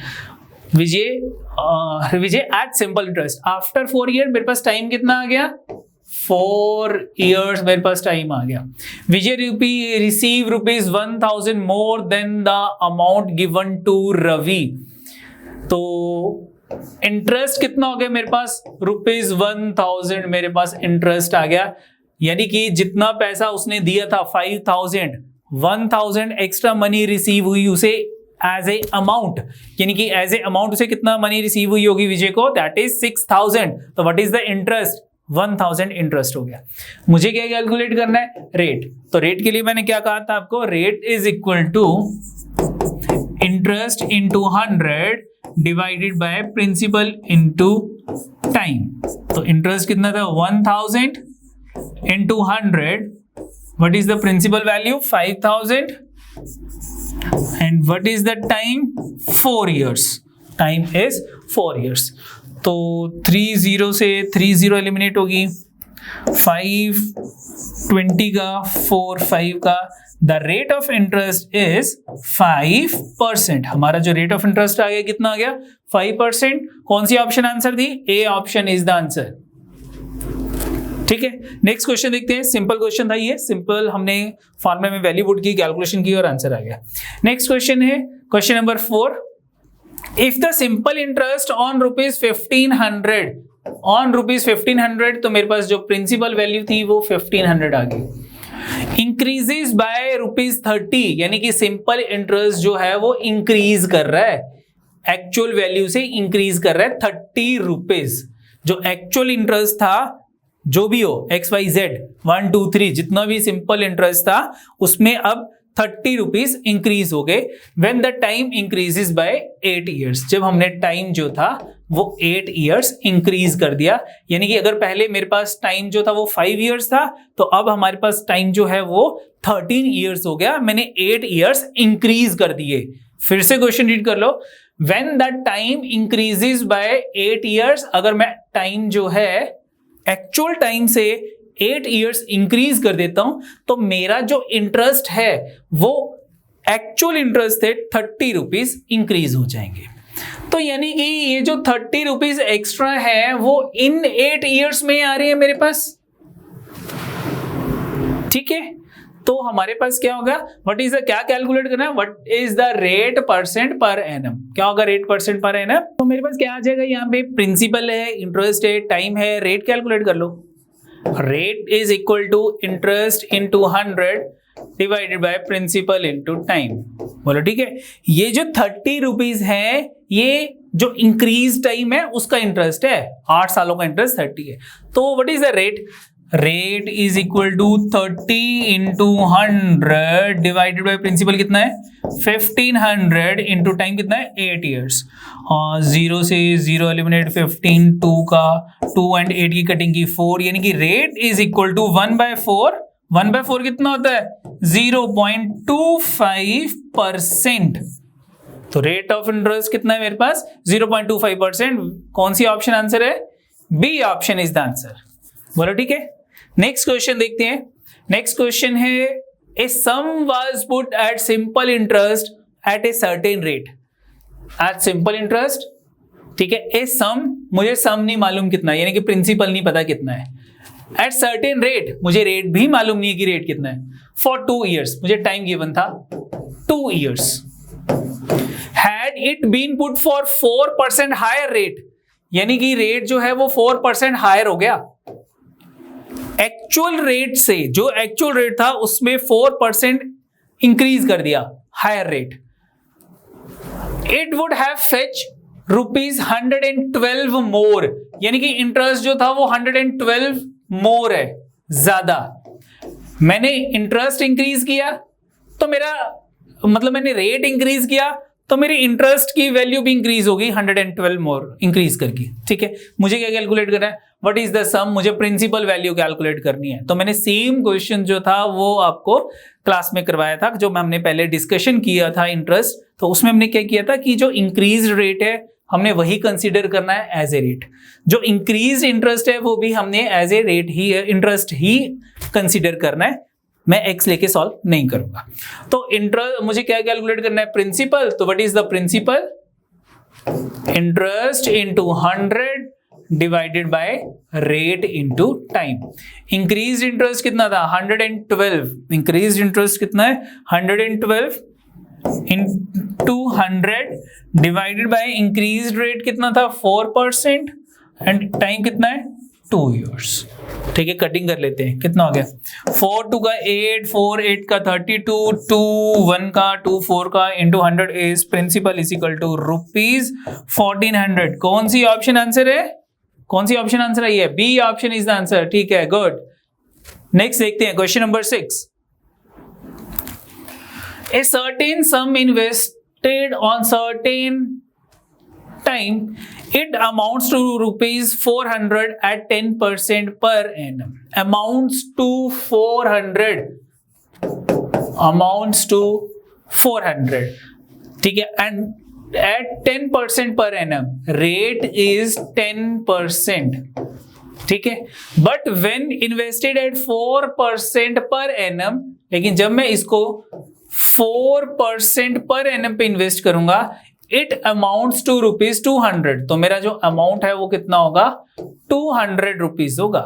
व्हाट इज द टाइम, हमारा टाइम क्या होगा, मुझे टाइम कैलकुलेट करना है। ठीक है, a certain sum invest for certain time, it amounts to 400 at 10% per annum, but when we but instead of 4 per but instead at 10 but when invested at 10% per annum, it amounts to ₹200। तो ठीक है, simple. हम अगर amount की बात कर रहे हैं, मुझे टाइम कैलकुलेट करना है, what is amount is equal to principal into 1 plus R into T divided by 100। मुझको ये गिवन है। अब क्या करते हैं, अगर मैं यहाँ पे वैल्यू पुट करता हूँ इसकी, मैं अगर वैल्यू पुट करता हूँ तो मेरे पास फर्स्ट क्या आ जाएगा, 400 प्रिंसिपल मालूम ही नहीं है, 1 plus what about my rate 10%, 10t upon 100, 10t divided by 100। एक सेकेंड, 10t डिवाइडेड बाय 100।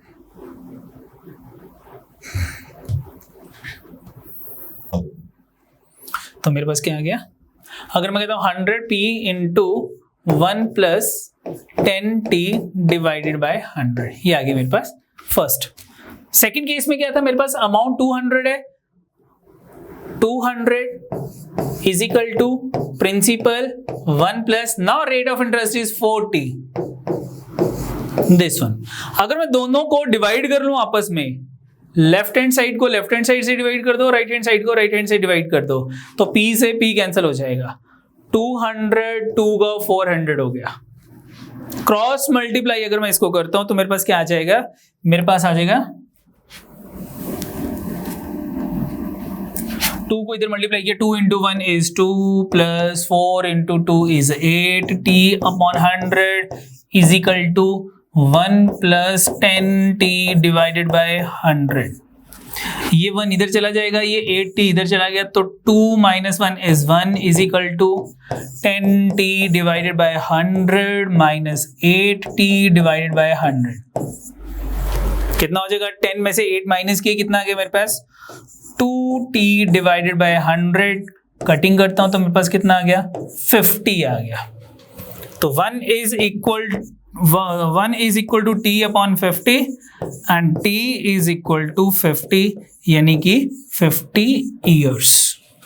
तो कौन सी ऑप्शन आंसर है, ऑप्शन 50 ईयर्स। कौन सी ऑप्शन है, C option is the answer, 50 years. ठीक है, 50 ईयर्स जो है वो मेरे पास आंसर है। नेक्स्ट क्वेश्चन देखते हैं। नेक्स्ट क्वेश्चन है, a sum was put at simple interest at a certain rate for 6 years। Time मुझको कितना दे रखा था, 6 year। Had it been put at 4% higher rate, higher rate कितना गिवन है, 4%, it would have fetch ₹960 more. अभी किया था same question, 960 more. What is the sum, principal calculate करना है, तो principal is equal to interest into 100 divided by rate into time, 6 years principal आ जाएगा। तो कितना आ गया, 6 1 का 6, 6 6 का 160, 4 40 का 40 into 100 is 4000। C option is the answer, same question था। नेक्स्ट क्वेश्चन देखते हैं, question number 8। In what time will a sum of money double. मुझे क्या कैलकुलेट करना है, टाइम कैलकुलेट करना है। ठीक है, in what time will a sum of money double itself at 20% per annum. जो रेट ऑफ इंटरेस्ट है वो कितना है मेरे पास 20% एट सिंपल इंटरेस्ट।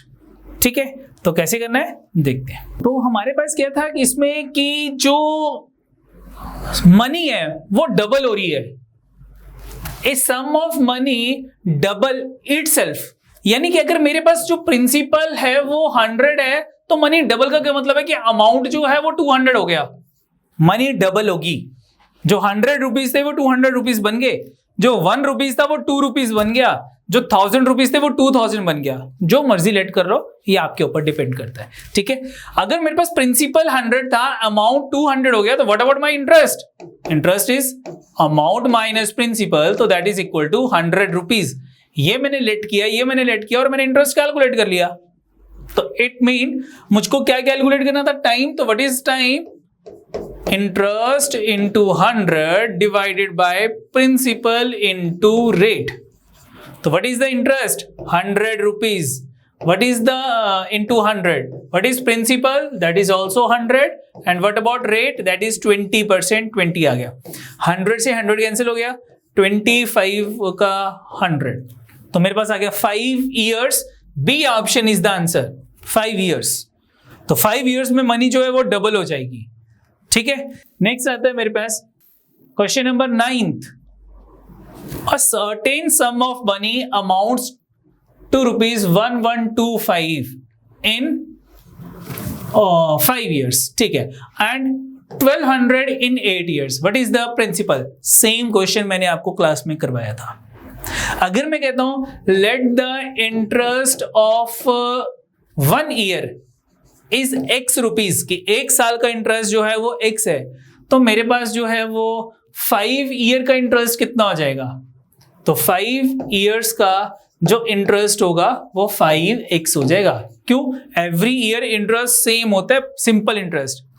पहले साल x है, दूसरे साल x है, तीसरे साल x है, चौथे साल भी x होगा और 5वें साल का इंटरेस्ट भी x होगा।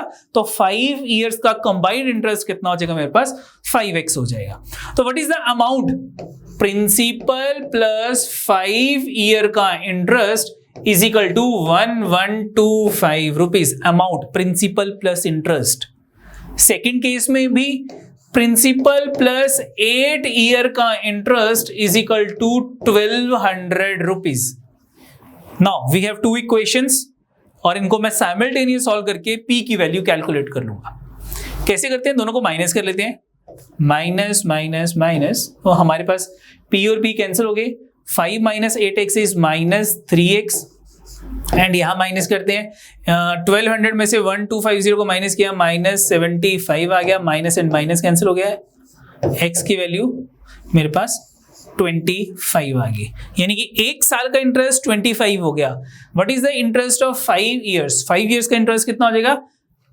इधर x की वैल्यू पुट कर लेते हैं, p plus 125 is equal to 1125 and what about principal? 1125 में से 125 माइनस करेंगे, प्रिंसिपल हमारे पास 1000 रुपीज आ जाएगा। तो कौन सी ऑप्शन आंसर है मेरे पास? C option is the answer, rupees 1000। फिर से देख लो, प्रिंसिपल प्लस 5 ईयर का इंटरेस्ट, मैंने लेट किया था कि 1 ईयर का इंटरेस्ट x है, तो 5 ईयर का इंटरेस्ट 5x हो जाएगा, is equal to 1125 amount given था।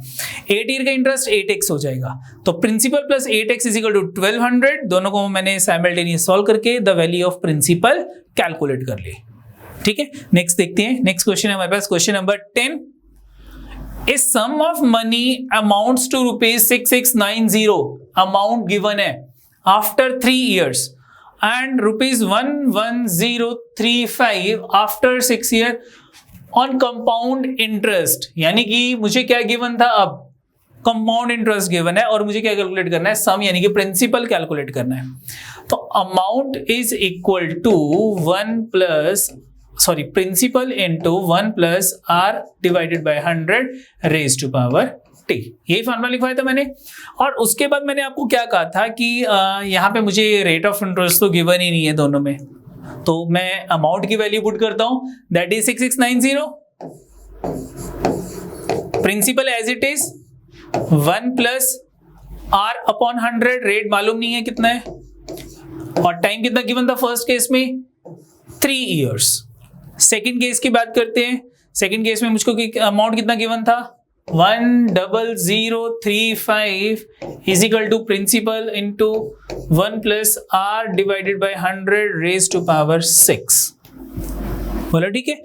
अगर मैं यहाँ पे इसको अपनी फर्स्ट इक्वेशन मान लेता हूं और इसको मैं अपनी सेकंड इक्वेशन मान लेता हूं और मैं कहता हूं divide second equation by first equation, कि सेकंड इक्वेशन को फर्स्ट इक्वेशन से डिवाइड कर दो तो हमारे पास क्या आ जाएगा, मेरे पास आ जाएगा 10035 divided by 6690। Left hand side को लेफ्ट हैंड साइड से डिवाइड कर दिया is equal to right hand side में क्या था p into 1 plus R divided by 100 raise to power 6 divided by p into 1 plus R divided by 100 raise to power 3, ये था। अगर मैं इनकी अब कटिंग करता हूं p से p कट हो गया, यहाँ पे पावर 3 थी, यहाँ पावर 6 थी, तो पावर 3 रहेगी ना। अब लेफ्ट हैंड साइड पे क्या है, ये 5 पे कट हो रहा है, 5 पे कट हो रहा है, ये 6 6 एंड 9, ये मेरे पास 3 पे कटिंग होती है, और इसकी भी मेरे पास 5 8 1 9, ये भी 3 पे कटिंग होता है। 3 इंटू 5 15 पे कटिंग कर लेते हैं डायरेक्टली। 15 6 का 90 103 आ गया, 15 6 का 90 13 आ गया, 15 9 का 135। ठीक है, इसको 15 पे कट कर देते हैं। 15 4 का 60, 15 4 का 60, 15 6 का 90, 4 4 6 आ गया। तो अब हम इसको कट कर लेते हैं, 2 2 3 पे कट हो जाएगा डायरेक्टली। 2 2 3 का 223 पे कटिंग कर रहा हूँ। 223 को अगर मैं 3 से मल्टीप्लाई करता हूँ तो मेरे पास 669 आ जाएगा, और 223 को अगर मैं 2 से मल्टीप्लाई करता हूँ तो मेरे पास 446 आ जाएगा, यानी कि 2। तो मेरे पास कितना आ गया आफ्टर कटिंग, मेरे पास आ गया 3/2 is equal to 1 plus R divided by 100 raise to power 3, ये आ गया। डिनोमिनेटर में 1 था, तो मेरे पास 1 plus R upon 100 raise to power 3 की वैल्यू आ गई, दैट इज इक्वल टू 3/2। अगर मैं ये वैल्यू अपनी फर्स्ट इक्वेशन में पुट कर देता हूं, क्या थी मेरी फर्स्ट इक्वेशन? मेरी फर्स्ट इक्वेशन ये थी, दिस वन। मैं इसमें वैल्यू पुट कर लेता हूं, किसकी वैल्यू पुट कर लेते हैं? 1 प्लस आर अपॉन 100 की पावर 3 की वैल्यू पुट कर लेते हैं, दैट इज 3/2। तो हमारे पास क्या आ जाएगा 6690 is equal to principal into, इसकी जगह हमने क्या पुट किया 3/2 इंटू 3 डिवाइडेड बाय 2, ये पुट कर लिया मैंने। बोलो ठीक है। तो कितना आ गया सॉल्व करके, ये 3/2 है, लेफ्ट साइड पे 2/3 हो जाएगा। 6690 into 2/3 is equal to principal. मेरे पास प्रिंसिपल कैलकुलेट हो जाएगा, तो करना 3 पे कटिंग, 3 2 का 6, 3 2 का 6, 3 3 का 9, 0 2 से मल्टीप्लाई करते हैं, 4460 is the value of principal. तो कौन सी ऑप्शन आंसर है? कौन सी ऑप्शन आंसर है? 4460, A option is the answer. A option जो है वो आंसर आ गया। ठीक है, कुछ नहीं किया, सिंपल था हमारे पास। हमने अमाउंट की वैल्यू पुट कर ली, प्रिंसिपल 1 प्लस आर अपॉन 100, और मुझे टाइम जो था वो 3 इयर्स गिवन था, और सेकेंड टाइम अमाउंट गिवन है प्रिंसिपल 1 प्लस आर अपॉन 100, मुझे टाइम 6 गिवन था। ठीक है, दोनों केसेस में मेरे पास रेट सेम था, तो मैंने जो थी यहाँ पे वैल्यू पुट कर ली, किसकी? इनकी वैल्यू पुट कर ली, बोथ साइड मैंने आपस में डिवाइड किया, तो मेरे पास 1 plus R upon 100 raise to power 3 की वैल्यू कैलकुलेट होगी, दैट इज इक्वल टू 3/2। मैंने यहाँ वैल्यू 3/2 वैल्यू पुट की, मेरे पास प्रिंसिपल कैलकुलेट हो गया। नेक्स्ट क्वेश्चन देखते हैं। नेक्स्ट क्वेश्चन था हमारे पास, a sum of money double itself compound interest in 15 years. ठीक है, हमारे पास मनी जो है वो डबल हो रही है, अमाउंट डबल हो रहा है, यानी कि अगर प्रिंसिपल 100 था तो ये डबल हो गया। कितने ईयर्स में? 15 ईयर्स में। टाइम हमारे पास कितना गिवन था? 15 years. How many years will it become 8 times? ये 8 टाइम्स कितने ईयर्स में बनेगा? ठीक है, तो यहाँ पे एक हम शॉर्टकट की बात करते हैं। क्या है शॉर्टकट? देखते हैं। यहाँ पे हमारे पास है कि देखते हैं, यहाँ पे ध्यान से देखना, जो 100 रुपए हैं वो डबल हो गए, 200 बन गए। कितने ईयर्स में बन गए? ये 15 ईयर्स में बन गए। ठीक है, अब मैं लेट करता हूं कि मेरे पास 200 रुपए है, ये 400 कितने सालों में बनेंगे, यानी कि ये भी डबल होंगे। अब 200 रुपीज 400 रुपीज कितने ईयर्स में बनेंगे, यानी कि जो सम है वो डबल कितने ईयर्स में होता है, 15 ईयर्स में होता है। तो यानी कि ये जो मेरे पास 200 रुपए हैं, ये 400 रुपए 15 सालों में बनेंगे। तो 100 से 400 रुपीज जो हैं, यानी कि 4 टाइम्स 100 रुपए 400 रुपए कितने सालों में बनेंगे, 15 + 15 30 ईयर्स में, यानी कि 100 रुपीज 400 4 टाइम्स। चलो अब हम आगे करते हैं कि 400 जो है वो 800, 400 का डबल 800, ये कितने ईयर्स में होंगे, डबल रुपीज जो है वो 15 ईयर्स में होते हैं, 15 ईयर्स में। A sum of money double itself in 15 years. 100 रुपए 200 रुपए 15 सालों में बन गए, 200 जो है वो 400 कितने सालों में बनेंगे, 15 सालों में बन जाएंगे, 400 जो है वो 800 कितने सालों में बनेंगे, 15 सालों में बन जाएंगे। तो अब हमारे पास क्या था कि जो 100 रुपीज है, जो 100 रुपए है वो 800 कितने सालों में बनेंगे, 100 to 800 मतलब 8 टाइम्स, 8 टाइम्स। ये 8 टाइम्स कितने सालों में हो जाएंगे, ऐड कर लेते हैं, 15 + 15 30 + 15 टोटल 45 ईयर्स में बन जाएंगे। तो कंपाउंड इंटरेस्ट के केस में हम डायरेक्टली इस चीज को अप्लाई कर लेते हैं कि डबल जो है वो 15 में, तो अगेन डबल का डबल अगेन नेक्स्ट 15 ईयर्स में बनेंगे। तो मेरे पास 4 टाइम्स जो है वो 5 टाइम का डबल हो जाएगा 30। लेकिन अगर मुझे 3 टाइम्स कैलकुलेट करना है तो मैं यहां पे भी टाइम 3 टाइम्स 15 + 15 + 15 यानी कि 45 ईयर्स मेरे पास आ जाएगा। तो कौन सी ऑप्शन आंसर है मेरे पास, 45। D option is the answer, हमारी option D is the answer. ठीक है, नेक्स्ट क्वेश्चन देखते हैं। नेक्स्ट क्वेश्चन आता है, a sum of money 400 would become ₹441, principal 400, become मतलब amount, amount is equal to 441 after 2 years. मेरे पास टाइम कितना दे रखा है, 2 ईयर्स। क्या कैलकुलेट करना है, मुझे रेट परसेंट कैलकुलेट करना है, व्हाट एंड आर की वैल्यू कैलकुलेट करनी है। तो what is the rate percent, amount principal 1 + r/100 raise to power 2। अगर मैं यहां पे ऑप्शन यूज करता हूं, अगर मैं ऑप्शन यूज करता हूं, जैसे कि अगर मैं ए ऑप्शन यूज करता हूं, अगर मेरा जो रेट ऑफ इंटरेस्ट है वो 10% है, तो मैंने अमाउंट के केस में आपको क्या कहा था, what is 10% increase, the 10% increase is 1.1।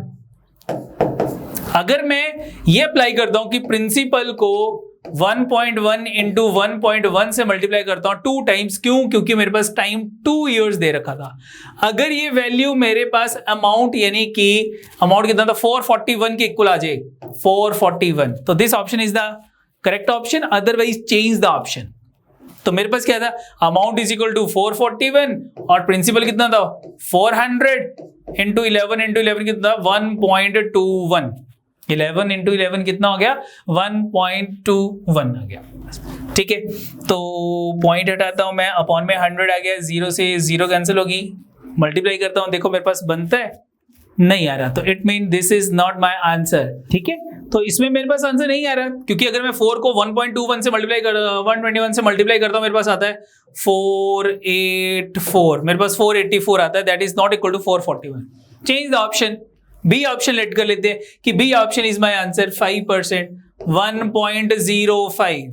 Now अब मेरे पास क्या बन जाएगा, अब मेरे पास आ जाएगा amount 441 is equal to principal into 1.05 into 1.05, ये आ जाएगा। सॉल्व करते हैं, अगर मेरे पास 441 के इक्वल आ गया तो this option is the correct option. ठीक है, तो कितना आ गया मेरे पास 400, जीरो से एलिमिनेट कर देते हैं, इसको 105 इंटू 105 लिख लेते हैं, डिवाइडेड बाय कितना आ गया 00 इंटू 00, 2 जीरो से एलिमिनेट होगी, मेरे पास 4 रह गया, 2 जीरो से एलिमिनेट होगी। अब क्या रहेगी मेरे पास, what is 105 into 105, that is the square of 105। तो what is the square of 105? That is equal to 11025 into 4 divided by 100। ठीक है, तो कितना हो गया इसको कट करके? तो कटिंग कर लेते हैं इसकी। मेरे पास ये कट हो जाएगा 425 का 25 4 का 100 102 आ गया, 24 4 का 100 2 आ गया, 25 1 का 25 441 आ गया। That is equal to left hand side. It mean 5% is the correct answer. मेरे पास जो बी ऑप्शन थी 5% जो मैंने लेट की थी, ये मेरा करेक्ट आंसर है। एक वे तो ये था कि यूज ऑप्शंस, लेकिन अगर ऑप्शन नहीं यूज करनी तो मैं इस क्वेश्चन में क्या करता? मैं इसमें क्या करता? मेरे पास गिवन था amount 441, principal 400, 1 plus rate upon 100 power 2, मुझे ये गिवन था। ये 400 इधर जाके डिवाइड हो गया, 441 divided by 400 is equal to 1 plus r upon 100 raise to power 2। ये क्या गिवन है मेरे पास? अब 441 क्या होता है? 21 का स्क्वायर। 400 क्या है? 20 का square. This is equal to 1 plus r upon 100 raise to power 2। Both side से 2 कैंसिल हो जाएगा। r की वैल्यू कैलकुलेट कर लो यहां से, आपके पास 5% आ जाएगी r की वैल्यू। ठीक है, सिंपल कैलकुलेशन, अब ये खुद कर सकते हो आप। 21 डिवाइडेड बाय 20, ये 1 उधर जाके माइनस हो जाएगा, is equal to r divided by 100। अगर मैं माइनस करता हूं 21 में से मैंने 20 माइनस किया, 1 divided by 20 is equal to r upon 100। ये 100 इधर जाके मल्टीप्लाई हो गया, तो 25 का रेट इज इक्वल टू 5%। तो आप ऐसे भी कैलकुलेट कर सकते थे। ठीक है, नेक्स्ट क्वेश्चन देखते हैं। नेक्स्ट क्वेश्चन है हमारे पास question number 13th। The compound interest on ₹5,000 on ₹8 mean, ये मुझे प्रिंसिपल गिवन था 5,000 फॉर 3 years। टाइम मुझको 3 years गिवन है। Rate for first year is 8%, second year का रेट कितना गिवन था मुझको? सेकेंड ईयर का 12% and third year will be, oh sorry, मुझे क्या गिवन था? At 8% for first year, 10% for second year है। 10% for second year and third year का रेट कितना था? 12%। ठीक है, मुझे क्या कैलकुलेट करना है? द कंपाउंड इंटरेस्ट मुझको कैलकुलेट करना है। तो सबसे पहले अमाउंट कैलकुलेट करते हैं। अमाउंट कैसे कैलकुलेट करने के लिए मैंने बताया था आपको कि 8% इंक्रीज 1.08, 10% इंक्रीज 1.1, 12% इंक्रीज 1.12। तो ठीक है, what about amount? Amount is equal to principal. Principal कितना था मेरे पास? 5,000। प्रिंसिपल कितना गिवन था मुझे? 5,000 इनटू फर्स्ट ईयर का 1.08, second year 1.1, third year 1.12। Multiply कर लो, अमाउंट कैलकुलेट हो जाएगा। ठीक है, कितना आ जाएगा मेरे पास? 5,000 इंटू, पहले डेसिमल हटाता हूं मैं सबके, अपॉन 100, 11 अपॉन 10 इंटू 112 अपॉन 100। तो 2 0 से 2 0 एलिमिनेट होगी, एक सिंगल 0 से सिंगल 0 एलिमिनेट होगी। 5 पे कटिंग कर लेते हैं, 5 1 का 5, 2 का 0 का, उसके बाद हम 4 पे कटिंग 2 पे कटिंग कर लेते हैं। तो 2 पे कटिंग की मैंने 2 5 का, 2 4 का एंड 2 10 का, मेरे पास ये आ गया। ठीक है, 54 इंटू 11 कितना होता है? 54 को 11 से मल्टीप्लाई किया, मेरे पास आ गया 594 इंटू 112 डिवाइडेड बाय 10। ठीक है, मल्टीप्लाई करो, कितना आ गया?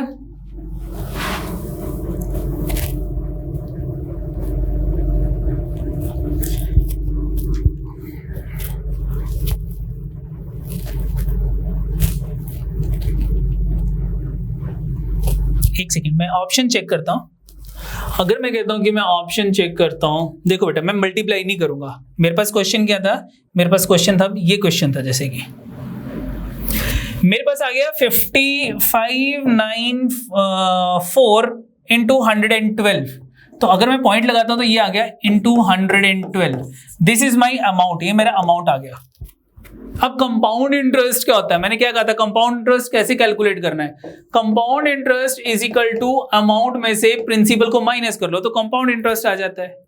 ठीक है, अमाउंट कितना है मेरे पास, अमाउंट है मेरे पास 59.4 into 112। This is the value of amount. मैं मल्टीप्लाई नहीं कर रहा, कर भी सकता हूं, आप कर भी सकते हो, ठीक है, लेकिन मैं बिना मल्टीप्लिकेशन के आपको बताता हूं क्योंकि मेरे पास ऑप्शन गिवन है -5000। ठीक है, अगर मैं अब यूनिट डिजिट की बात करूं, सिंपल यूनिट डिजिट की बात करूंगा, ठीक है, 2 को 4 से मल्टीप्लाई किया तो मेरे पास क्या आ जाएगा, 2 इंटू 4 8 आ जाएगा, 8 आ जाएगा, और एक पॉइंट भी लगाया तो मेरे पास 0.8 आ जाएगा, और आगे यहां पे मान लो कोई भी वैल्यू आ जाती है मेरे पास। इसमें से अगर मैं 5000 को माइनस करता हूं, ये माइनस करता हूं, मल्टीप्लाई करके जो भी आ रहा है इनको, वो मेरे पास 4 इंटू 2 0.8 आ जाएगा, और अगर मैं दोनों को माइनस करता हूं तो मेरे पास जो लास्ट डिजिट होगा वो 0.80 यानी कि 80 पैसा होगा। अब मेरे पास कितनी ऑप्शन जो है वो मुझे 0.80 देके जा रही हैं, only one option, that is my B option, 1652.80। बोले ठीक है, यानी कि अगर मैं इनको मल्टीप्लाई करता, अगर मैं इन दोनों को मल्टीप्लाई करता तो मेरे पास क्या आ जाता, मेरे पास आता कितना आता, देखो अब मेरी सी ऑप्शन बनती है कि नहीं बनती है। मैं 594 को 112 से मल्टीप्लाई कर रहा हूं, 594 इंटू 112 कैसे मल्टीप्लाई करना है, सबसे पहले 4 इंटू 2 8 आ गया, 9 2 का 18 प्लस 4 22 2 कैरी आ गया, 5 2 का 10 plus 4 14 14 plus 9 23 plus 2 25 2 carry, then 5 9 14 plus 2 16 6 1 carry, then 5 5 plus 1 6, मेरे पास आ गया 6652.8, 665.2.8। इसमें से मैं 5000 प्रिंसिपल माइनस कर लेता हूं, मेरे पास कितना आ जाएगा, मेरे पास वैल्यू आ जाएगी 1652.8। ठीक है, 1652.8। तो मेरी देखो कौन सी ऑप्शन थी ये, 1652.8, that is my B option. तो मैंने विदाउट मल्टीप्लीकेशन ही आपको बताया कि मेरी बी ऑप्शन कैसे आएगी। कैसे, मैंने सिर्फ यूनिट डिजिट मल्टीप्लाई किए थे, 4 इंटू 2 8, तो मेरे पास 0.8 आना चाहिए था, यानी कि 0.80 आना चाहिए था, 80 पैसा। अगर मैं 5000 माइनस करता हूं तो 5000 माइनस करने के बाद भी मेरे पास लास्ट जो बचेगा वो 0.80 बचना चाहिए था। 4 ऑप्शन में एक ही ऑप्शन 0.80 देके जा रही है, that is the B option. ठीक है, नेक्स्ट क्वेश्चन देखते हैं। नेक्स्ट आता है मेरे पास, at what rate percent compound interest will be 400 amount to 441 in 2 years। ठीक है, ये तो सेम क्वेश्चन अभी किया ही था हमने। ठीक है, हो जाएगा ये क्वेश्चन, वैल्यू भी मुझे लगता है कि सेम ही है। नेक्स्ट आता है हमारे पास क्वेश्चन नंबर 15, लास्ट क्वेश्चन है हमारे पास, क्या है, the difference between compound interest and simple interest on sum of money lend for 2 years at 10% is ₹40।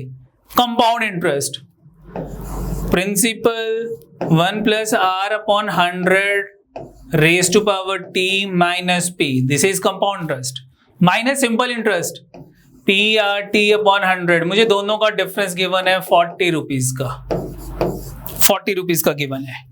ठीक है, चलो अगर मैं तीनों में से p कॉमन ले लेता हूं, मुझे p गिवन था, p कैलकुलेट करना है, सम कैलकुलेट करना है, what is the sum, p मैंने कॉमन ले लिया, 1 plus what is the value of rate 10%, what is 1 + 10/100 1.1।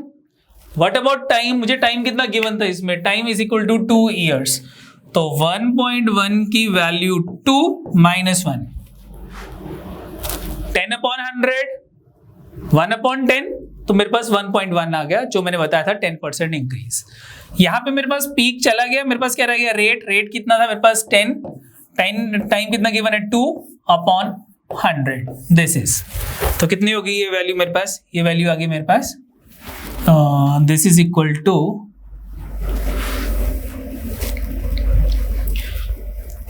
P, what is 1.1 का स्क्वायर, 11 का स्क्वायर कितना हो जाएगा, 1.21 - 1, यहाँ पे 20/100 कितना हो गया मेरे पास, 0.2 आ गया। ठीक है, 0 से 0 एलिमिनेट हो गया, 2/10 इज 0.2 हो गया। तो मेरे पास कितना आ गया, P इंटू, अगर मैं इनको सॉल्व करता हूं मेरे पास आ गया 1.21 minus 1.2 is equal to 40, that is difference. हमें डिफरेंस गिवन था, कितना हो गया फिर हमारे पास ये, द वैल्यू ऑफ P कितनी आ गई हमारे पास, the value of P is equal to 40। ये उधर जाके डिवाइड हो जाएगा 1.21 में से, अगर मैं 1.2 माइनस करूंगा तो मेरे पास कितना आ जाएगा, 0.01 आ जाएगा। कितना आ जाएगा, 0.01 आ जाएगा, दैट इज इक्वल टू 100। तो 40 डिवाइडेड बाय 1/100, 100 मल्टीप्लाई हो जाएगा, दैट इज इक्वल टू ₹4000। मेरे पास प्रिंसिपल की वैल्यू जो है वो ₹4000 आ गई। तो कौन सी ऑप्शन आंसर है मेरे पास, कौन सी ऑप्शन है 4000? Option number C, 4000 is the answer. ये हमारा ऑप्शन आंसर आ गया, सी ऑप्शन। ठीक है, तो उम्मीद करता हूँ सबको समझ आ गया होगा। फिर भी कोई डाउट होगा तो कमेंट बॉक्स में आप कमेंट कर सकते हैं। ठीक है, आज के लिए इतना ही बहुत है। Thank you.